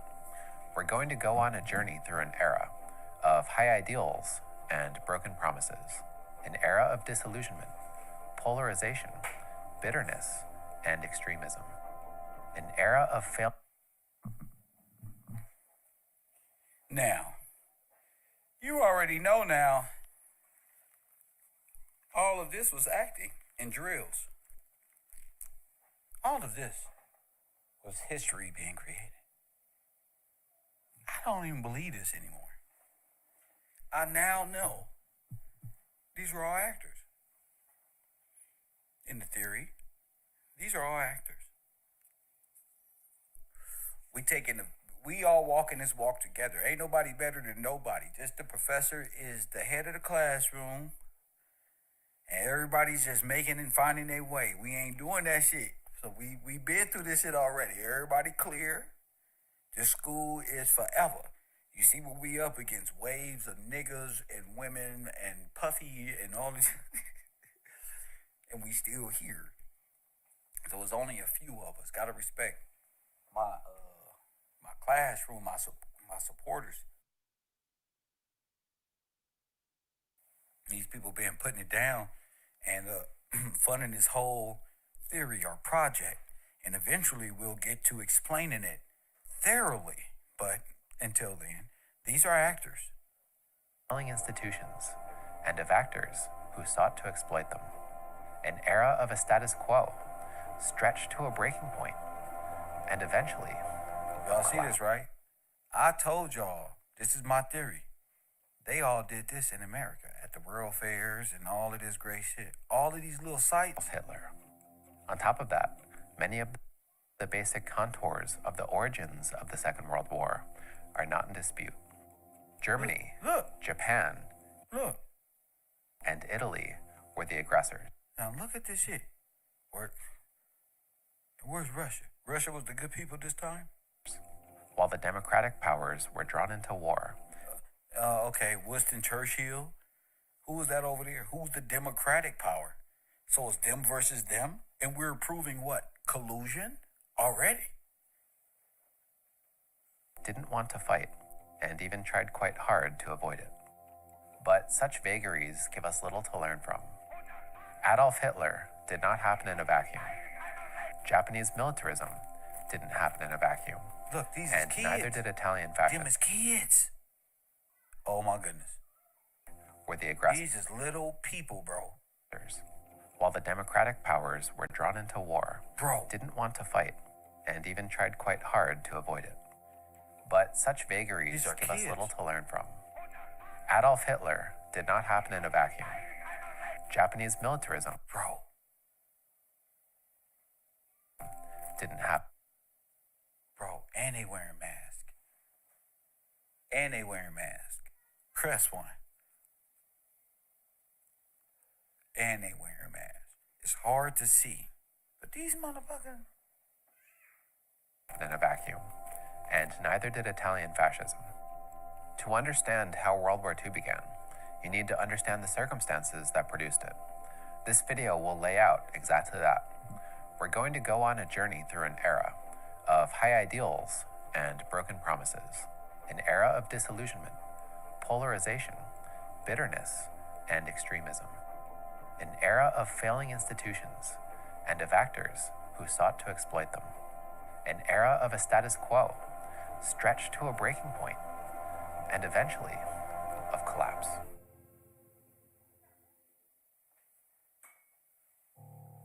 We're going to start by covering what could have happened, or more specifically, what the democratic powers wanted to happen.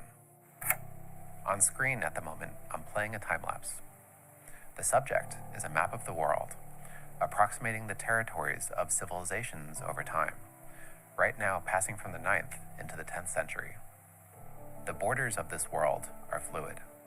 This is a world where strong societies are free to march into weak ones and take what they want. This is an algorithm of nothing. Press one. Ooh, they got a code algorithm. This motherfucker just switch shit up. Yeah, this one, this one, this one, this one, this one, this one, this one, this one, this. This was this, this was this, this was this. This was this, this was this, this was this, this was this, this was this. Nigga, y'all believe in artificial intelligence. Just like I said, that's all y'all do is believe in the computer version of how it would have went. If you needed to place yourself in history and tell that story. Oh yeah, Siri, come up with it. AI, make a whole rap song about your history if you changed it over the course of 1,000 years. Made 1,000 years out of nothing. Out of thin air. Yeah, it'll run it back. Oh yeah, you'll come up with all type of shit. Maybe resources, or land, or wealth. This is now called a state of international anarchy.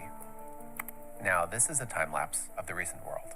Look. Beyond the decolonization of Africa and the breakup of the Soviet Union, the borders are almost entirely stable. This stable world is the status quo that the Allied powers at the end of World War I tried to create. We're ultimately talking here about a plan that failed, but that failure is at the very heart of our subject, so we need to spend some time on it. That plan, did that plan fail? No. It is real in America. All y'all are one. Told you. That plan didn't fail. All of you guys have been one nation under God since this, bro. All white. All Russia. Because Russia is multicultural. You got black Russians, white Russian, all type of Russian, Middle Eastern Russian. So it's really just a workers' prison is what they called it. Press one. We gonna keep talking this shit. Of the plan, was Woodrow Wilson. The devastation of the First World War was immense. Look, now what the fuck is this? The devastation of the First World War. If you follow in the theory of all of the wars being reenacted at the time of the destruction, who's to say this is an old Negro town?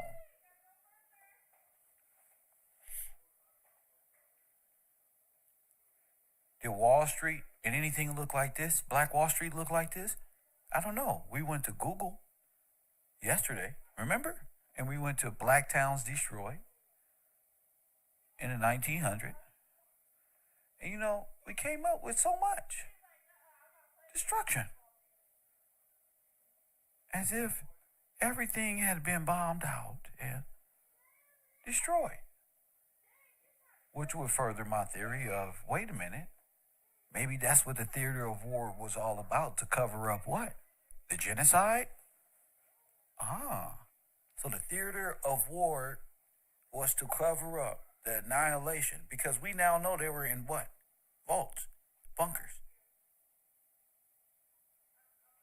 All chips in, Tracy?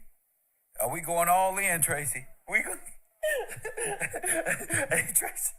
Hey, Tracy, you thinking what I'm thinking, Kev. You just wasn't. Hold up. My face ain't even on the screen. How did you see my face?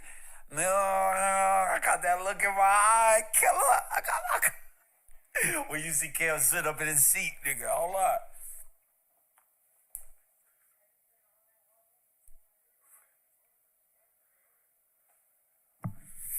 We all in the chapter.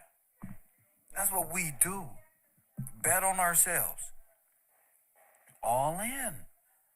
Exactly.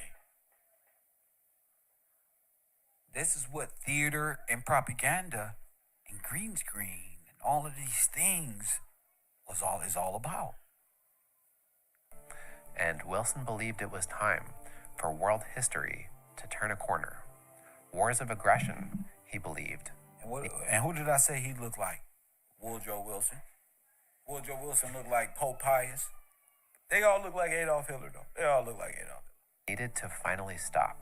He wanted to create a world where all powers, great or small, would be protected from foreign aggression.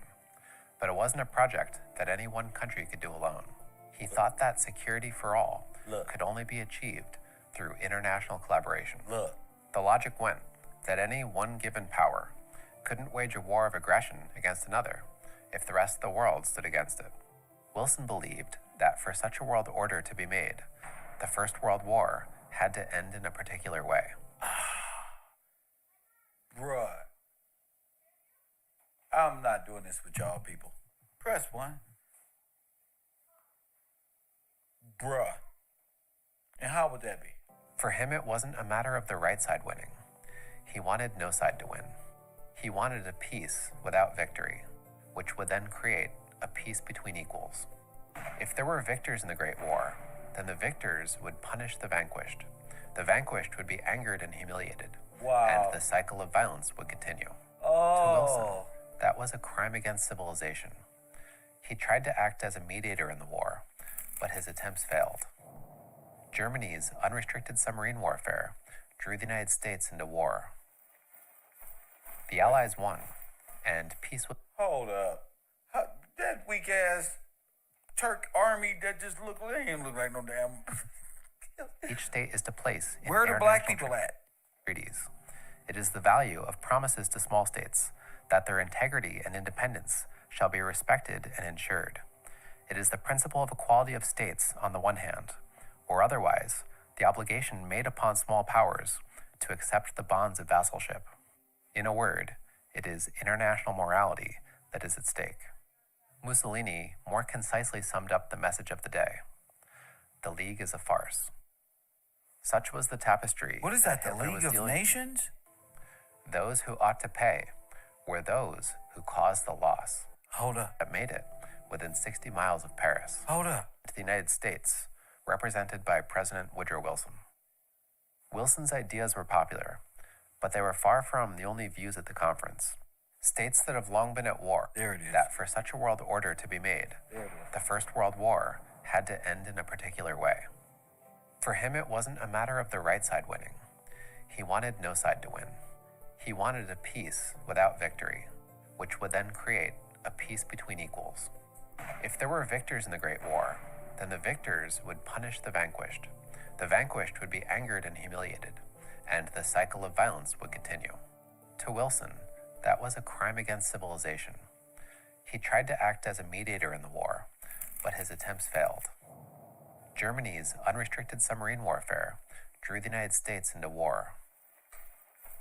The Allies won, and peace was made, but it was a peace of victors. The peace marked an inflection point for the world.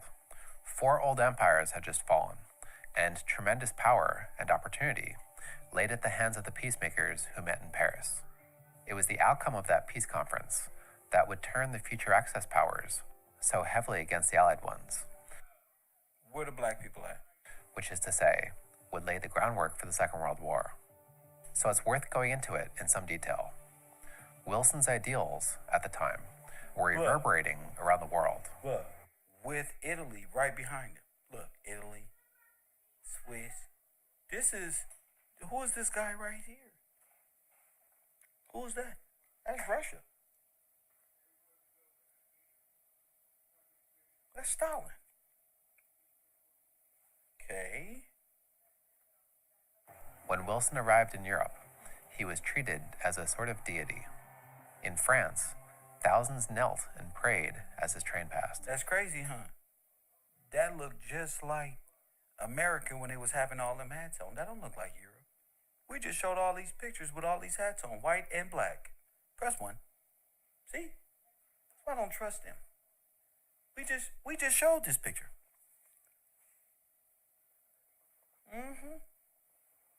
I don't know why y'all talking about this is Europe. Because we just showed it. All the people with these hats on. They were acting. They were changing, altering history. You see them trains in the background? I'm trying to tell you, this was a whole war being waged at this time. And if you don't look, you won't even see it. You won't even see it. The reason why you can't see what's in the background is because they whited that out, so you can't see the destruction back there. Because they did that here. See, they're just playing with time within a specific time frame. But we caught them. You feel me, Tracy? They're playing and manipulating time by way of theater, cinema, by way of your perception of history by which they've given it to you. This is Europe, this is this one. But now that we know black towns and black destructions and the trains and this, you're like, wait a minute, that looks like, and it is. Once you find out that they're actors from Europe who came over and put your clothes on, and then you're going like, wait a minute, those are American clothes. Wait a minute.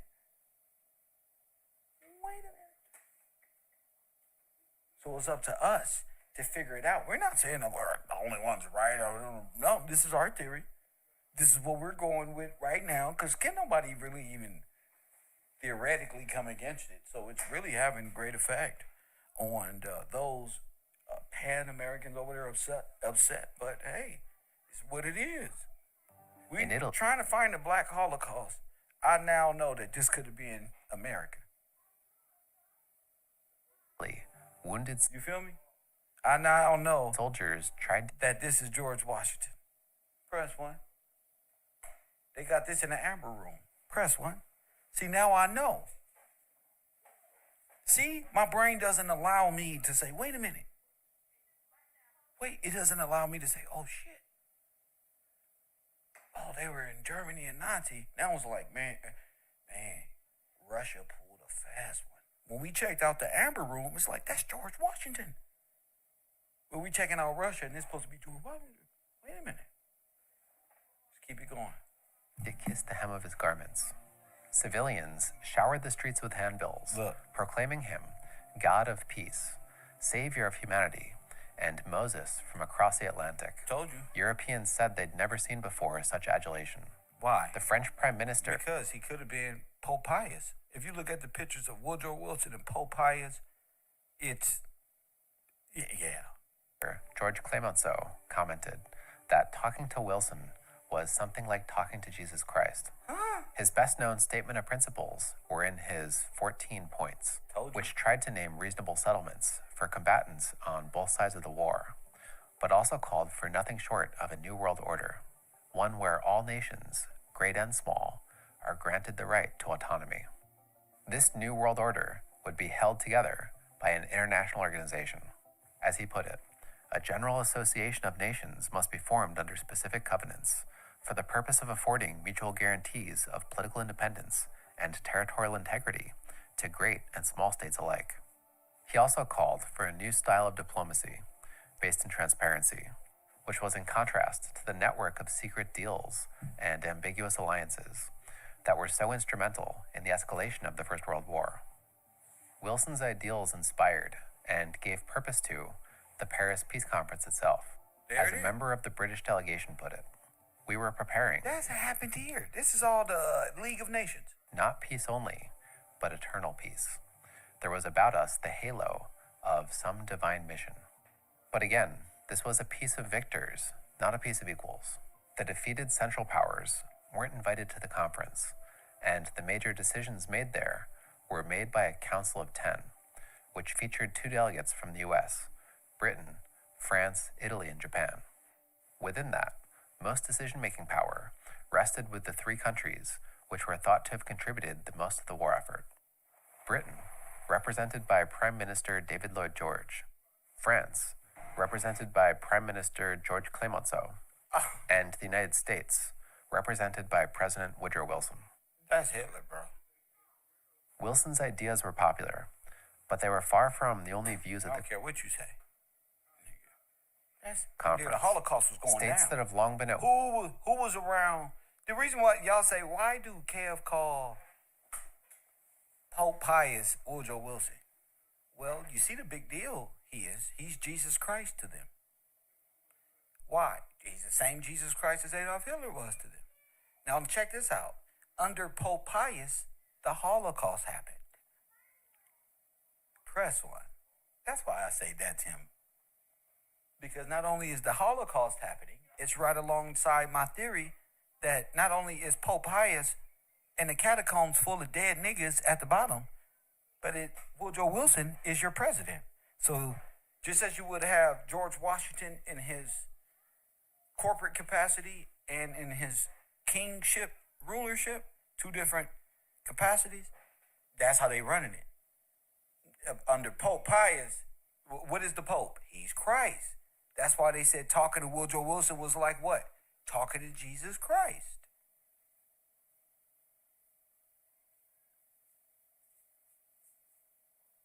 Last person they said that about was George Washington. That's why it's important for you to know history and why it's said this way. Because Woodrow Wilson and Pope Pius in the same place. Wait a minute. There's a Holocaust going on. Ain't nobody saying, where's the black people? war have a hard time suddenly respecting one another's autonomy. Furthermore, many states went to war looking to gain territory, and now as victors, wanted to capitalize on that. That resulted in a conference that was somewhat hyperbolically, but tellingly, described by Herbert Hoover in the following manner. Destructive forces sat at the peace table. The future of 26 jealous European races was there. The genes of 1,000 years of inbred hate and fear of every generation were in their blood. Revenge for past wrongs rose every hour of the day. With the possible exception of the United States, all the powers went to the peace table with demands that took from or aggravated other powers. By the time it was over, the conference had produced 5 separate treaties, which were quickly denounced by much of the world. By far the most controversial was the Treaty of Versailles, which, as you're probably aware, established peace terms between Germany and the Allied powers. Wow. Much of the world went straight to condemning it. But for our purposes, I think it's better to spend a moment trying to understand the logic and the circumstances behind it. And we're going to start that by reflecting on the nature of And Germany. that's what I'm saying. The funding of the war, the World War I, or the Great War, the funding of that came from the freedmen banks. Press 1. This is what you have to realize. Did the blacks fight for the United States? Hell no. The funding of this came from the bank, the mini banks, and the bonds, and remember, we lent money to France, Germany. You see that? these two people end up in war and both overthrew you with Russia. Then destroyed the banks, robbed you, and then said, "Oh, we'll just give the soldiers their pensions." So every person that came in came under a dead soldier's name. Because that's the benefit. Press 1. So all the white soldiers y'all seeing coming over are all coming by way of an exterminated or dead sailor, person that died at supposed sea. But we all know at this time there's a huge something going on with black people.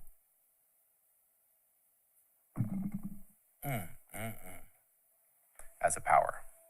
Compared to other major European powers, Germany came together as a nation fairly late, and also industrialized fairly late, mostly industrializing in the mid to late 19th century, and coming together as a unity of German states in 1871. The German Empire, around the time of the war. Now wait a minute. The German Empire got San Francisco carts?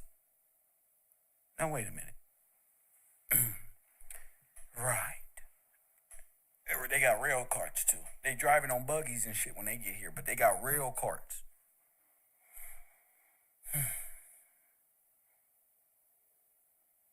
Huh?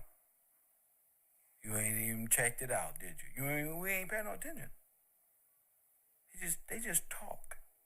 Now, but if you look, and if you know old friend San Francisco, and that earthquake of what, then you will see before and after. Was it really an earthquake? No, man. You know what was going on in our theory. That's right. You know what was going on. And it had nothing to do with no earthquake. Well, maybe, because these types of hydrogen bombs do let off of a 4.5 to a 6.5, 7.0 magnitude, depending on,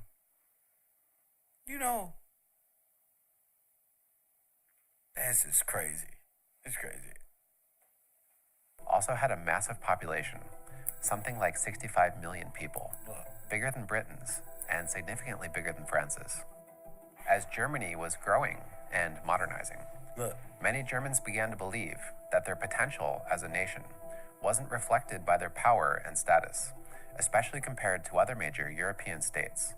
Germans sought to fix that by asserting themselves on the world stage, by expanding their territorial holdings, and by establishing colonies overseas, an attitude captured in the German policy called Weltpolitik, which called for building up a large military, and especially a large navy. They then proved themselves Wow, look at the Turks. Look, this is what all the YouTubers got. Look, they're going to do from Fresh and Fit. Right there. Here they go. That's Russia. Bro, all this black shit, we black and then, the nation no, we not. wasn't reflected by their power and status, especially compared to other major European Remember states. the Buffalo Soldiers? Germans sought what to hats fix that did they have? by asserting themselves on the world stage, Those. by expanding their territorial holdings, and by establishing colonies overseas. Over in America. An attitude captured in And the then German started the military. Look over here. How you know it's America? Look at this American. It's a goat. Now, down here, Cuba, Tripolis, boom, boom, boom, South Africa, boom.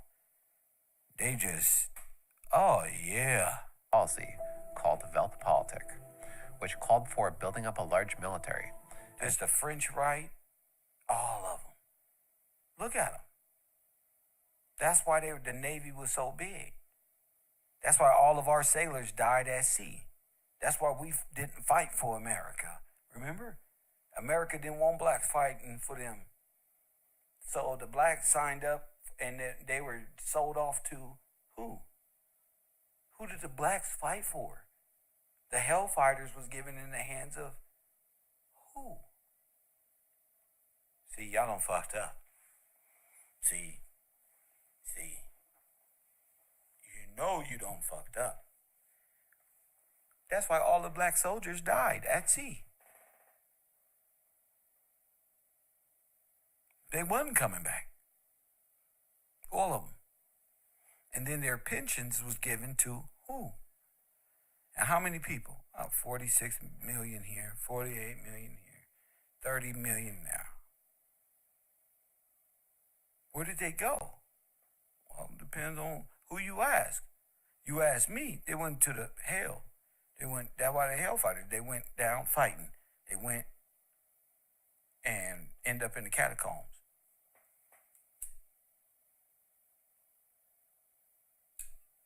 Left the whole country vulnerable. Especially a large navy. They then proved themselves highly capable with that military. In the First World War, Germany played the main role in defeating Russia and almost defeated Britain and France, straining their resources to a near breaking point. They even gave the Allies a scare after the United States entered the war, launching an offensive that made it within 60 miles of Paris. They had come so close that Clemenceau, who was in Paris and who resolved to defend it until the last moment, was speechless when he heard that Germany had surrendered. Upon hearing the news, he simply put his head in his hands and wept, which is all a long way of saying that Germany was arising. I want y'all to think about this. All these little reenactments of war was going on at the World's Fair. And very intimidating power. The war had also been fought outside of Germany's borders, leaving its industries untouched. Look, remember I told you about the World peacemakers Fairs? knew that Germany's great power ambitions hadn't disappeared simply because they lost the war, which meant the prospect of a German military revival had to be assumed. Taken together, there was ample reason to believe that Germany might become aggressive again in the future, and ample reason to fear what it might be capable of if that happened. Of the major powers, the country that felt most insecure about that was France, which of course had a long history of conflict with Germany, and also shared a long border with Germany. French public opinion was overwhelmingly suspicious of Germany, and Clemenceau himself, in that way, was typically French. Legend had it that he said when he died, he wanted to be buried upright and facing Germany. What he did definitively say at the end of his life was this: "My life hatred has been for Germany because of what she has done to France." Still, even Clemenceau believed, as did the British and American peacemakers. And who funded the repayment for Germany to build Italy, help build and capitalize? African Americans. Huh? Who funded? Who allowed Germany to borrow the money to fix Italy? Freeman Banks.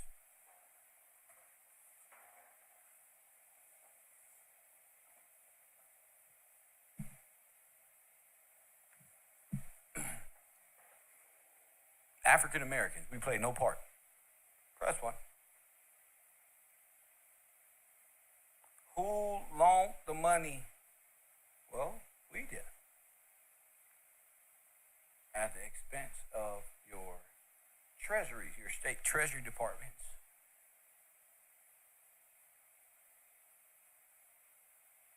Did Germany ever repay the debt? No. Somebody out there has to know why. But we'll get back to that in a second. That the gravest mistake they could make would be to make excessive demands on Germany. See, they don't want to bring up the loans. You bring up the loans, you bring up where the possible money came from. The money at the time couldn't possibly come because their nations was bankrupt. They wasn't in no position. The USA company wasn't in position to loan any money to Germany and all of that, for all of them are white in America, remember? They're all one. They're all Eastern and Southern European immigrants. From Germany, Russia, and middle, northwest, south, east of there. Every effort must be made to be just towards the Germans, he said. But when it comes to persuading them that we are just towards them, that is another matter. However reasonable the peacemakers may have tried to be, they simply weren't reasonable enough in the eyes of many. Wilson had promised a world full of states with the right to self-government. For that kind of world to work, states need a certain level of trust in one another. It was a level of trust that, in the final analysis, simply wasn't extended to Germany. It was decided that Germany had been too belligerent, was too dangerous, and therefore needed to be disarmed. It wasn't a decision made by the French alone. As Wilson himself put it, the world had a moral right to disarm Germany and to subject these people wicked to a generation of thoughtfulness. The treaty ended up reducing Germany's army to the level of a country like Greece and reduced its navy to be about on par with Argentina's. To establish or re-establish other powers around Europe, Germany also lost 13% of its territory, which, among other things, now placed large numbers of German nationals under a new Polish government. To further limit German power, Germany was banned from uniting with Austria. To create a buffer for France, the Rhineland between Germany and France became a demilitarized zone. But perhaps the biggest issue came down to reparations. After the war, Britain and France were both deeply in debt, and someone had to pay that debt. And who were they in debt to? As Lloyd George put it, somebody had to pay. If Germany could not pay, it meant the British taxpayer had to pay. Those who ought to pay were those who caused the loss. The war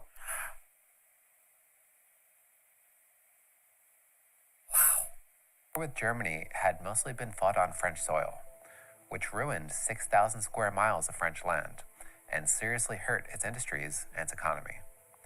Germany had initially attacked France, and the French believed that they shouldn't have come down to reparations.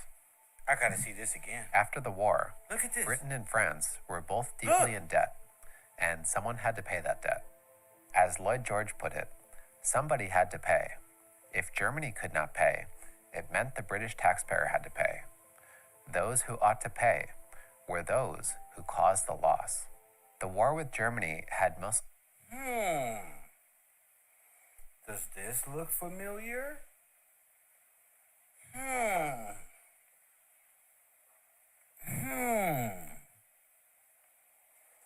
Wait a minute. I got it up already. Let's go. Wait a minute. No. You don't fucking say. Press 1. You don't say.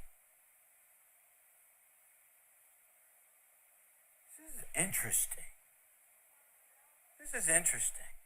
All we gotta do is go back and find. It's all, bro.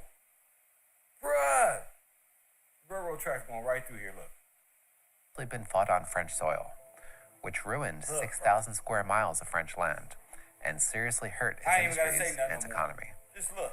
Germany had initially attacked France, and the French believed that they shouldn't have to suffer for a war that they hadn't started. Look. It was decided that reparations had to be paid, and at first there were only reparations for direct damage taken during the war.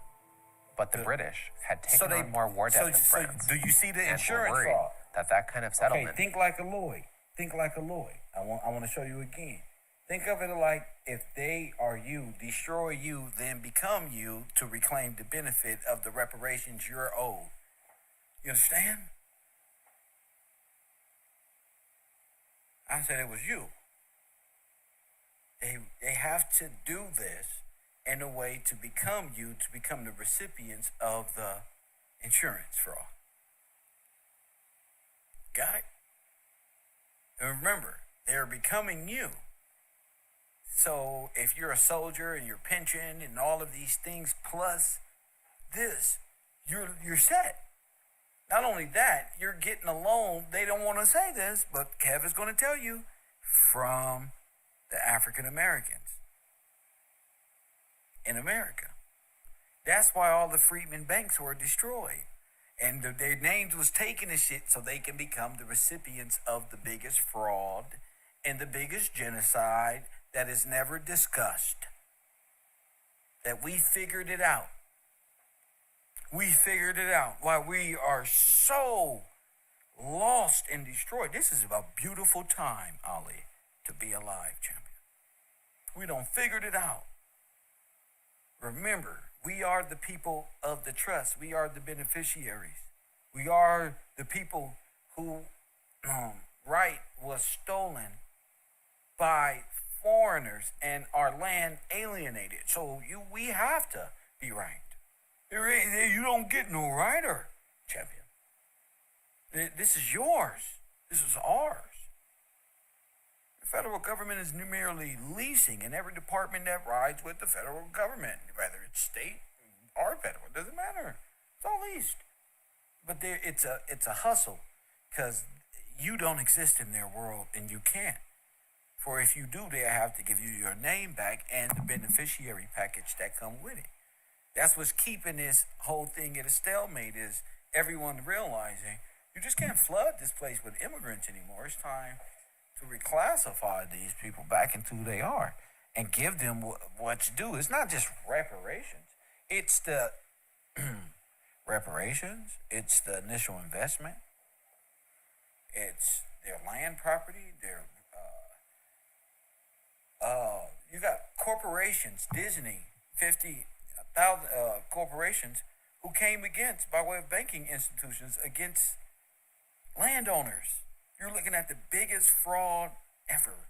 J.P. Morgan, all of these people. And it was set up, and they founded, Russia and Germany founded the United States government. That is the federal government, a foreign legion, the Satan, the devil. You damn right I deserve everything. I'm a Gillespie. But I don't need a foreigner, an alien to tell me that. You see, you're damn right. We deserve everything. You just don't know. But the Bible say, thou art rich. Oh, yes, you are. You just don't know. Came down to reparations. After the war, Britain and France were both deeply in debt, and someone had to pay that debt. After the destruction, they were walking around like that. Somebody had to pay. If Germany could not pay, it meant the British taxpayer had to pay. Those who ought to pay were those who caused the loss. The war with Germany had mostly been fought on French soil, which ruined 6,000 square miles of French land and seriously hurt its industries and its economy. Germany had initially attacked France, and the French believed that they shouldn't have to suffer for a war that they hadn't started.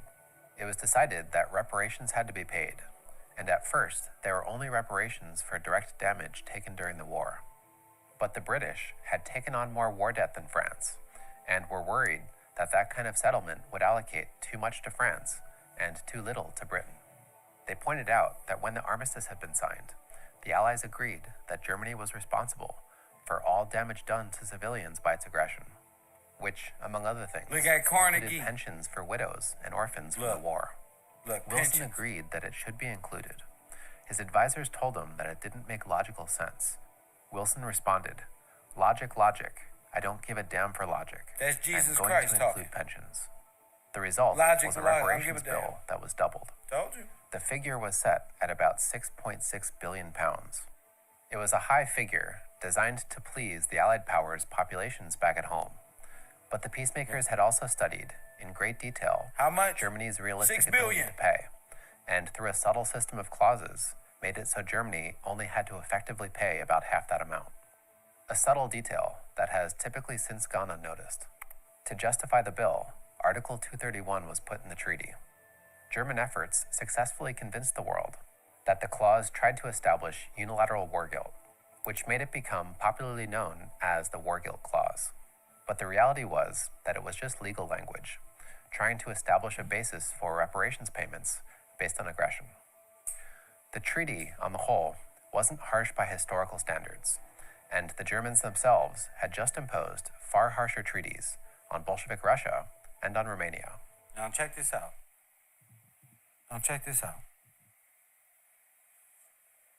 What are African Americans doing at this time? Press one. See? Once you realize what's going on with African Americans in their timeline, nothing. Nigga, we ain't seen nothing. We don't even know a who. Not in my timeline. Nobody supposed to even ask about no damn African American at this time.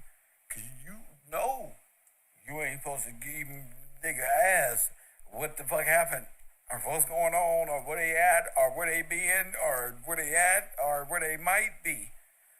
Ain't nobody brave enough to ask, where is my family during this time?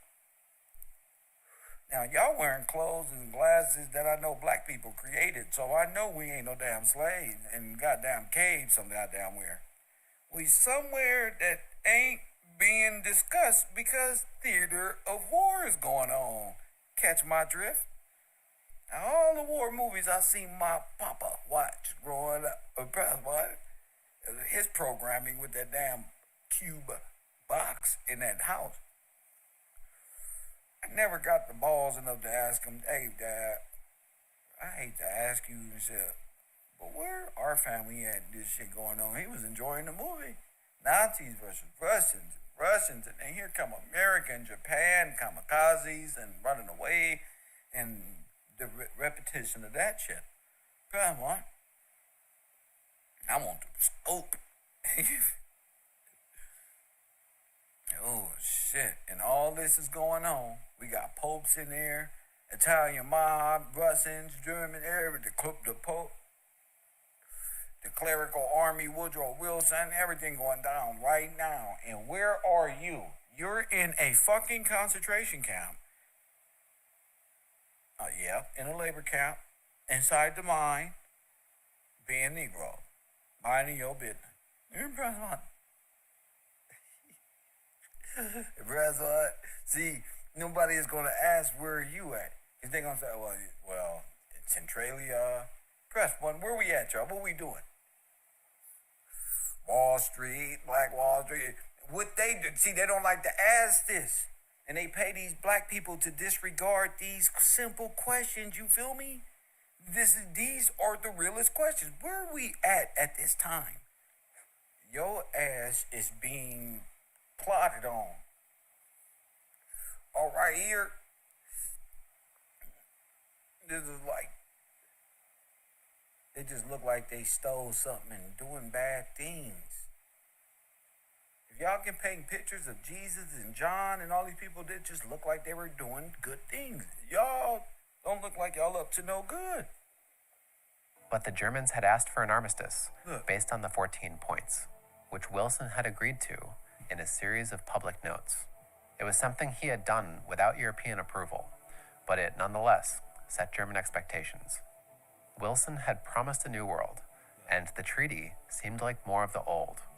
The disparity seemed too great, and a backlash developed against the treaty almost immediately. Woodrow Wilson did what? He promised what? The new world. What's the new world? Huh? What's the fucking new world? Wilson had agreed to America. In a series of public notes. Look. It was something he had done without European approval, but it nonetheless set German expectations. Wilson had promised a new world, and the treaty seemed like more of the old. The disparity seemed too great, and a backlash developed against the treaty almost immediately. To Germans, Wilson, overnight, went from being a savior to being a hypocrite. When he died in 1924, the German embassy showed their feelings on the matter by opting not to lower their flag. The disillusionment with the he died in 24? Just in time for motherfucking Hitler to pop up, nigga. See, I'm super conspiracy. I knew he was gonna die because here comes big badass Charlie Chaplin walking up the street. Press 1. With the penis the size of a goddamn Scud missile. This is really Napoleon. This is the real one. Oh yeah, oh yeah, time to go. He's going into his war capacity, like an alter ego. He's going to Sasha Fierce, Hitler. I know it. I fucking knew it. This was widespread. A member of the British delegation put it this way: "We came to Paris confident that the new order was about to be established. We left it convinced that the new order had merely fouled the old. We arrived as fervent apprentices in the school of President Wilson. We left as renegades. But Wilson had also come to Paris, adamant about making a League of Nations, and in the Treaty of Versailles, he created it." Okay, so where's the Treaty of Versailles? Where's the League of Nations created? The World's Fair.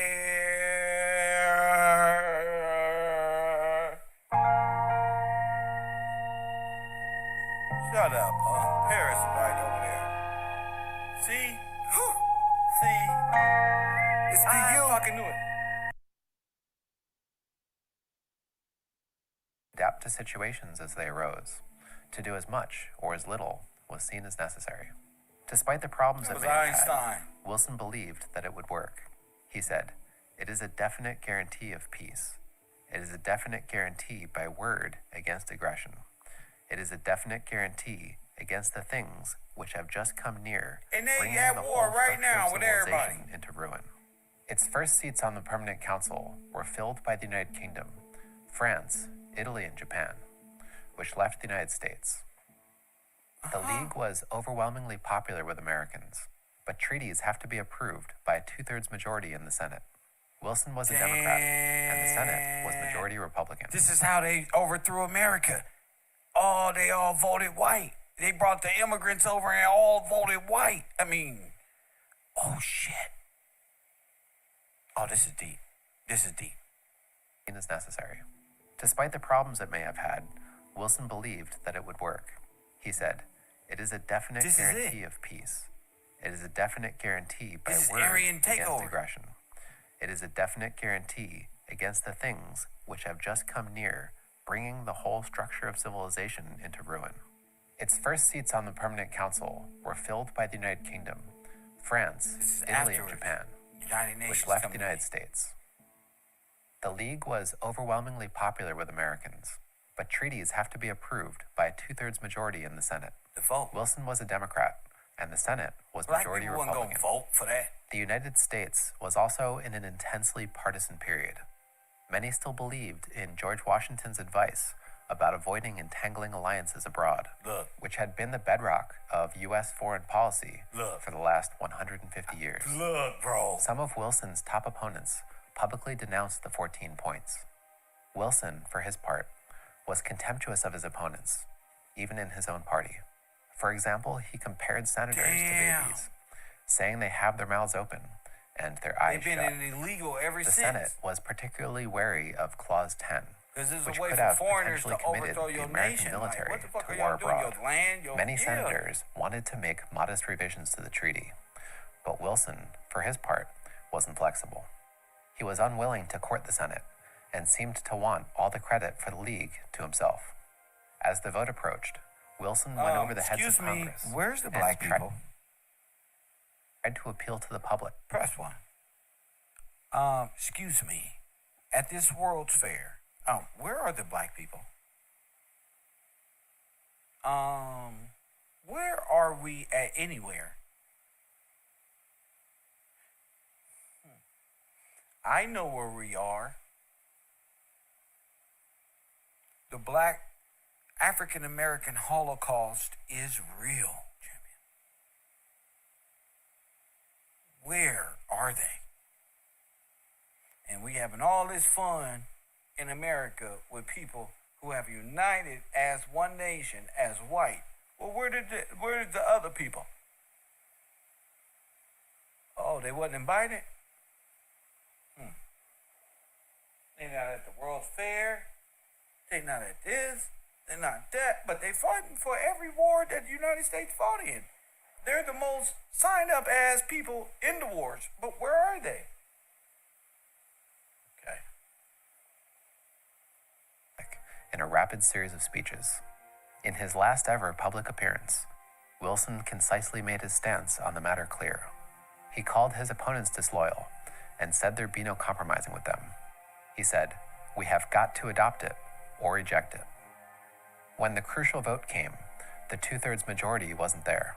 The Senate rejected the Treaty of Versailles, and as a result, the United States never joined the League of Nations. Wilson's health was failing. Because By it the end of wasn't his life, created he appeared until broken after. and discredited.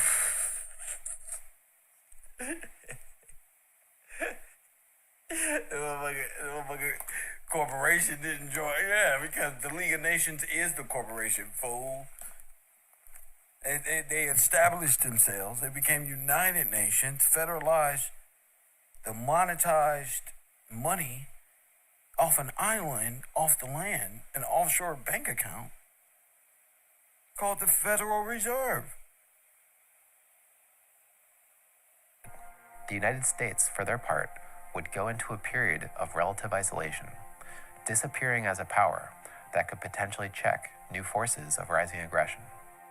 A peace had been made in Paris, but it was a peace widely condemned by public opinion. A League of Nations had been formed, but without the United States, the country that had conceived it and pressed for it, the League was crippled from the start.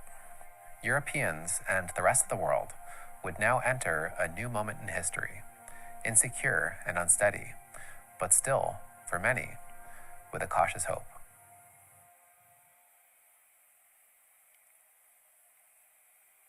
Doing this tends to cause fighting, but for the sake of clarity for this next section, I'm going to sketch out how we typically label the major political opinions. In the middle you have the center left, and center right. Forget all that. And in the First World War, went into debt beyond its capacity.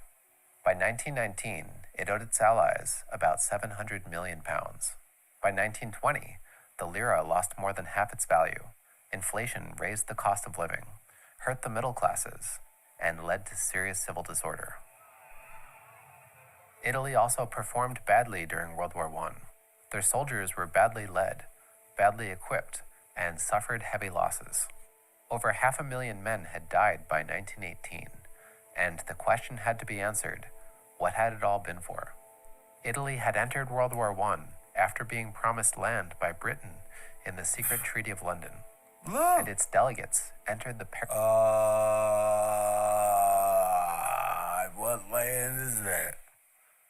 I'm fucking dead.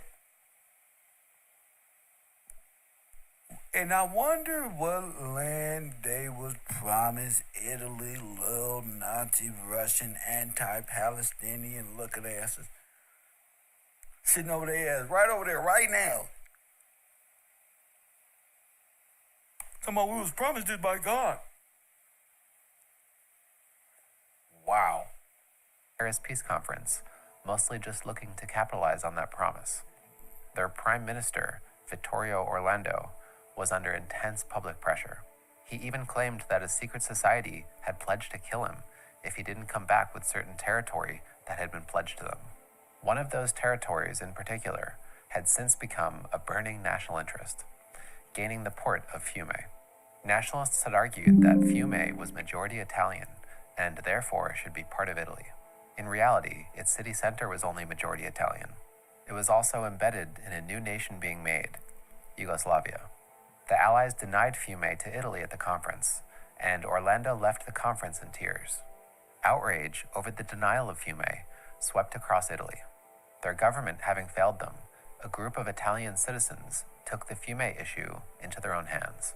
In a dramatic move, a group of Italian nationalists, anarchists, and general seekers of adventure illegally marched into Fiume and declared it their own. In a show Look of at all that weakness destruction. that marked the beginning of its end, I mean, they marched in with what? I mean, it just looked Years. like a bunch of people marching, and there's a bunch of outrage over the destroyed. denial of Fiume And watch swept this. across Italy. Their government having failed them, a group of Italian citizens took the Fiume issue into their own hands. In a dramatic move, a group of Italian nationalists, anarchists, and general seekers of adventure illegally marched into Fiume and declared it their own. With these little people here, okay. In a show of weakness that marked the beginning of its end, it took the Italian government about 15 months to dislodge them. There's an understandable trend in politics, Those are Boy Scouts regardless and of the time period everything. that we're talking about. The worse the outlook seems domestically, the more people look to alternatives. If the people in power are doing a bad job, then perhaps those people need replacing. If the system in place is doing a bad job, and if circumstances are bad enough, then perhaps that system needs replacing as well, Where's the black people? with a big figure behind it like Karl Marx. It also didn't have a large organization like Comintern. It was comparatively new, and people were still figuring out what to make of it. Oh my The God. fascisti didn't seem to have a sophisticated ideological framework. A popular slogan among them was "Me ne frego," I don't give a damn. Their politics instead seemed to be based on action, and that action Look, the was Moors. violence. Oh my They did goodness. have one common interest Nazis. that Oh could my. motivate their action. Oh, And here we go. Mussolini, in 1924, wrote an article spelling that out. Oh He my said, goodness. "We fascists have had the courage to discard all traditional Here we political go. theories. We are aristocrats and democrats, Look. revolutionaries and Oh. Not like this. Not like this. Yeah. They're all the same.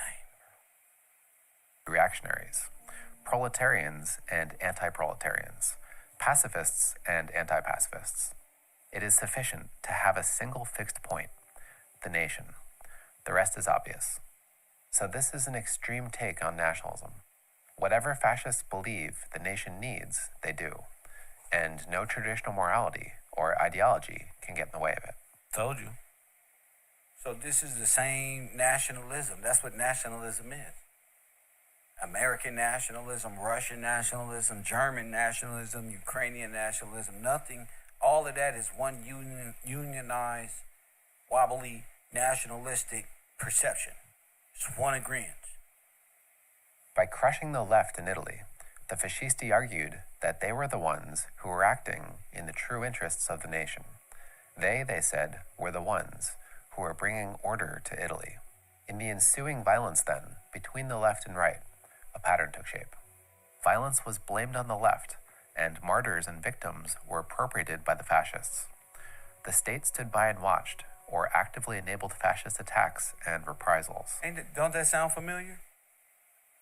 Sound like how Eastern and Southern European immigrants attacked Negroes, and everybody just stood back and watched them destroy them. Fascists were able to make themselves out as the saviors of Italy, the defenders of the soldiers who had fought in the Great War, and the only force that could prevent the Bolsheviks from taking power. Moderate and middle-class opinion started to move towards fascism. Meanwhile, the socialist left was in retreat and disarray. The rise of the fascists appeared unstoppable. By 1921, Mussolini could proclaim that Bolshevism had been vanquished. Is this Russia? Okay. I think I read of Germany. You're thinking fascism. No, Russia. They was already on this. Italian opinion had moved both to the left and to the right, and the moderate government at that point looked weak, ineffectual, and unpopular. But the fascisti didn't settle with just suppressing the left. They didn't want to just save Italy, so they thought. They wanted to bring it back to a position of greatness in the world, to bring it national honor. The greatness of the Italian nation became their unquestionable myth, the attainment of that greatness, their unquestionable goal, to which everything else should be subordinated. They saw it as a mission that they, and they alone, were qualified for. The fascisti, they thought, had saved Italy, and it was the fascisti, and the fascisti alone, who could be trusted to bring about national rejuvenation. For that mission, they needed power. Fascism, Mussolini said, must become the state. Wow. In 1922. Y'all saw that? So them hats symbolize what? Fascism. I told you.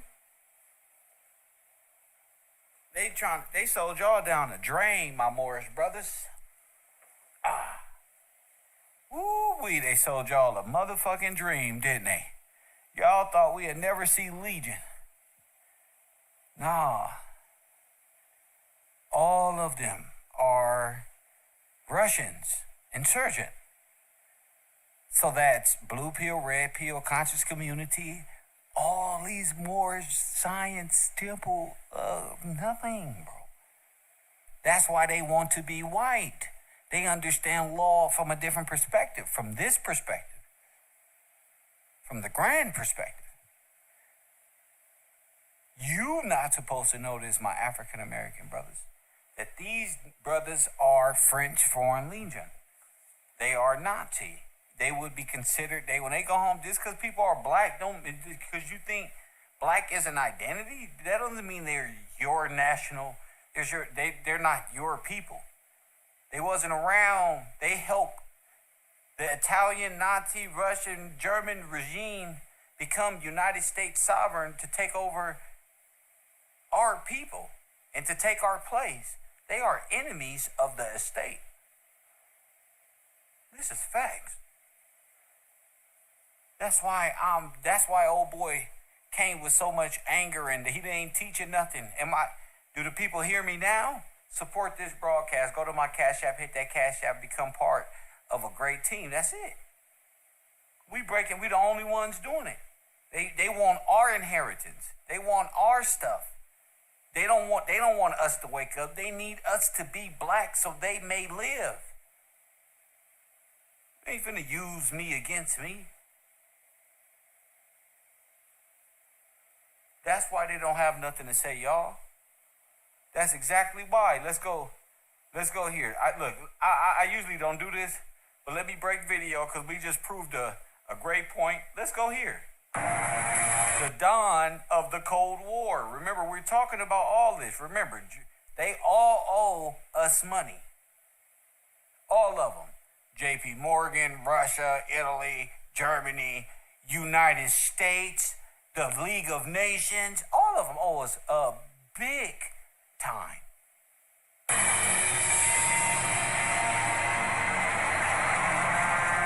Friday, April 13th, 1945. America is in shock.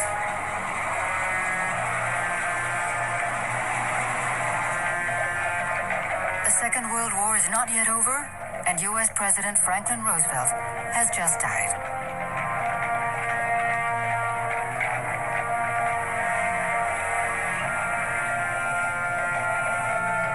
Roosevelt was a great craftsman of peace. More than anyone else, he embodied the hope of seeing the world rebuilt on a better basis.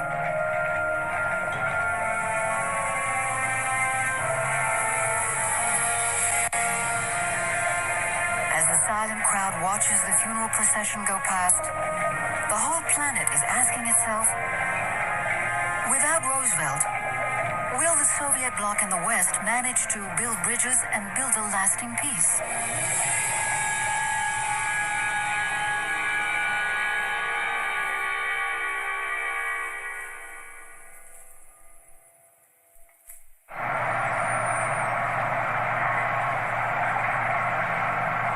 April 12, 1945, the White House in Washington. 3 hours after Roosevelt's death, Harry Truman becomes the new president of the United States. He makes his first appearance in a world riven by chaos.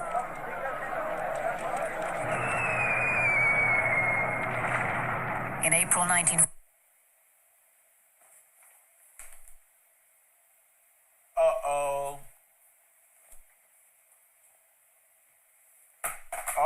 Now what the hell that look like? Germany or something? Think about time. His first appearance in a world riven by chaos. What the fuck y'all think this is? Bro, what in God's name do you think is happening here?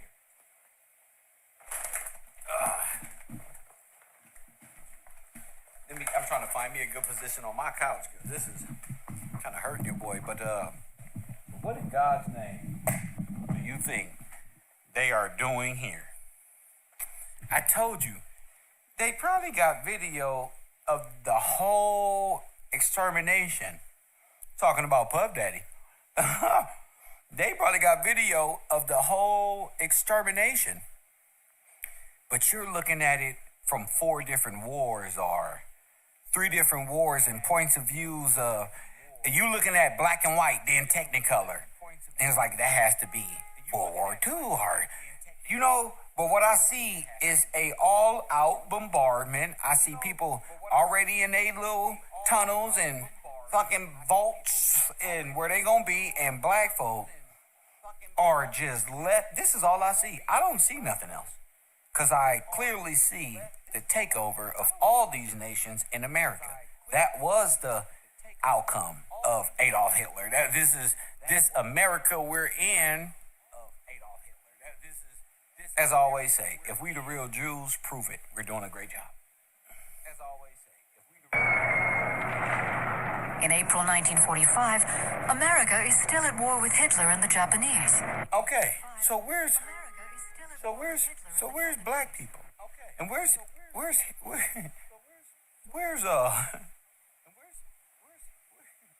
man, they got this shit on film, bro. I'm looking at this shit. Man, they got this shit on film. I'm looking at this shit. They just threw this shit up. And they're telling the story and like they were still at war with Japanese. But the footage is what? But the footage is what?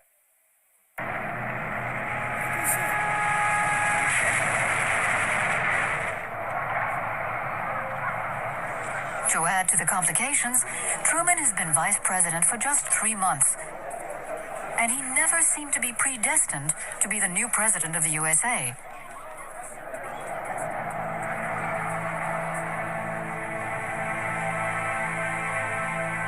He's a former shirt and tie salesman from Missouri. Wow. He went into politics late in life and was elected to the Senate for the first time 10 years ago.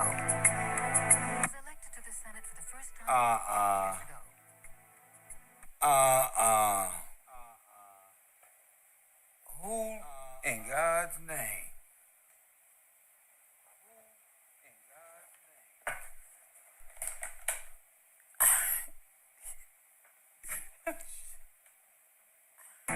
When Roosevelt selected him as his vice president, it wasn't for his abilities.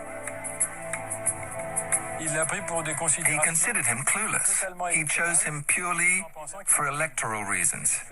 It's very common in the US. Vice presidents are not necessarily selected for their intelligence. It's often because they can win votes from important areas. Overnight, the former shopkeeper from Missouri has been propelled to the head of the world's biggest superpower. He himself is flabbergasted and doesn't try to hide it. The front pages scream out what Truman has told journalists. Boys, if you ever pray, pray for me now.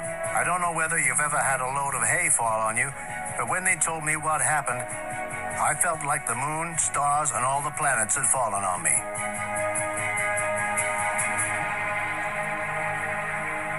Even today, President Truman's grandson remembers that his grandfather never tried to pretend that he was the man for the job.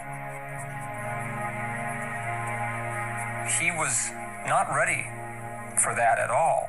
He actually said there must be 1 million people, 1 million men better qualified to do this job than I am, but it's mine to do, so I'm going to do it. He was the kind of man who, when given a job, did it. The task promises to be Herculean. He will have to build the world of tomorrow on solid bases. The world of tomorrow is Walt Disney. See? The world of tomorrow is Epcot. This is the world after the war. Do y'all hear this? The world of tomorrow is Disney World, bro. The world of tomorrow is Disney World, bro.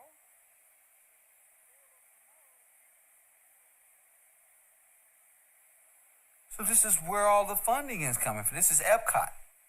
All after the destruction.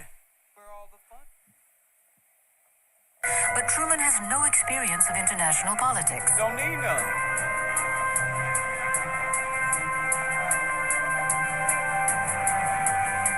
In the 3 months he has been vice president, Roosevelt has only met him in private twice. Truman has been told nothing. I fault my grandfather. That's crazy. That's crazy. And where are the black people at? Oh, they're in concentration camps.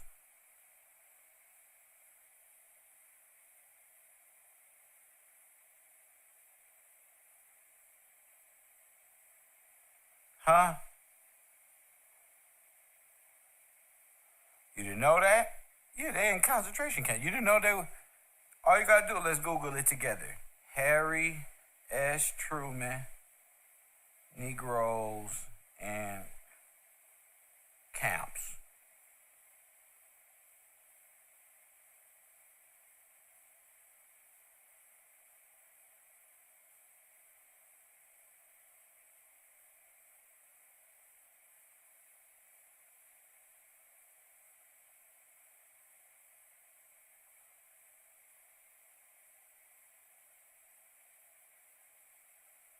This is a shame to know this about America. For not This is a trying shame. to bring him more into the picture.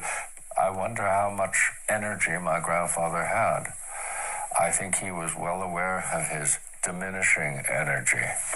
And to bring Truman into the picture may have been more than he could face. 2 months before his death, Roosevelt had met with Stalin and Churchill at Yalta. It was there, in Crimea, that the Big Three had laid the foundations for future peace.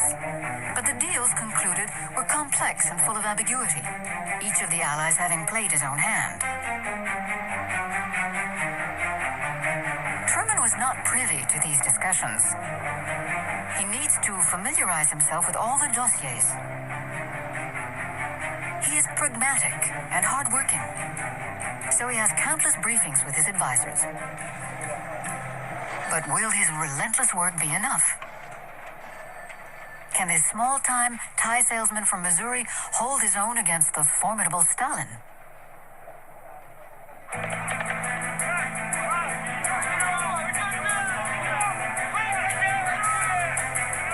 One month after Truman accedes to the White House, the Allies win the war in Europe.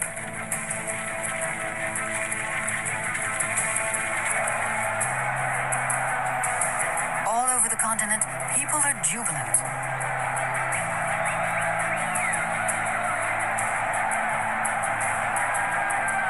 Outside Buckingham Palace in London, a human tide greets Winston Churchill. The British Prime Minister is lauded as a hero. But even at this euphoric moment, Churchill looks drawn. Now, ain't that King Charles? You got a whole theater going on in front of everybody. That's it. It's like Walt Disney, King and Queen. Puppet government, not real. It's really just wow.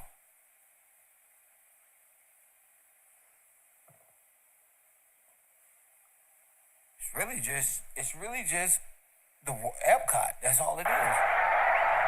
The smile on his face looks a little forced. In his memoirs, he writes, Weary and worn, impoverished but undaunted and now triumphant, we shared a moment that was sublime. Yet it may well be there were few whose hearts were more heavily burdened with anxiety than mine.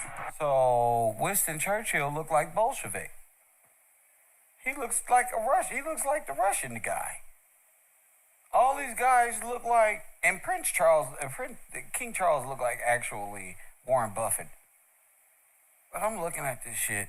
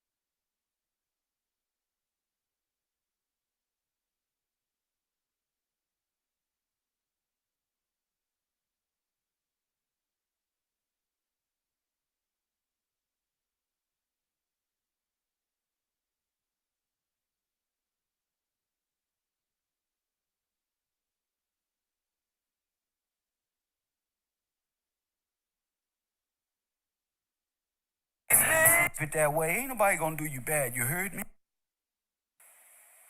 And you know, Mr. Gillespie, she see my black ass on the TV screen. How the fuck is he doing this shit?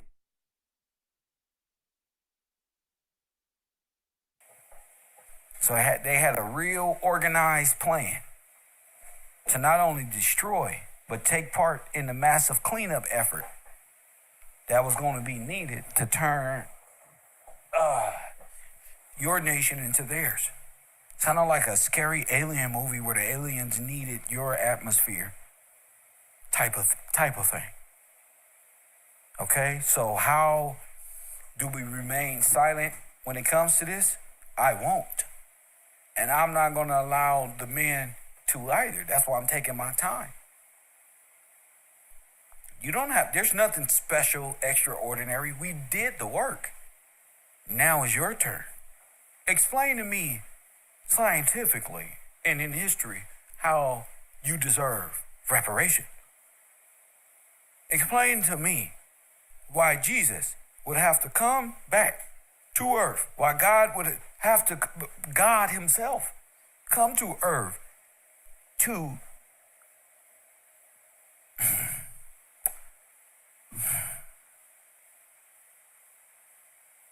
do what? Just do what? Save his people. Save his land. Reclaim what? His people. His people went through this.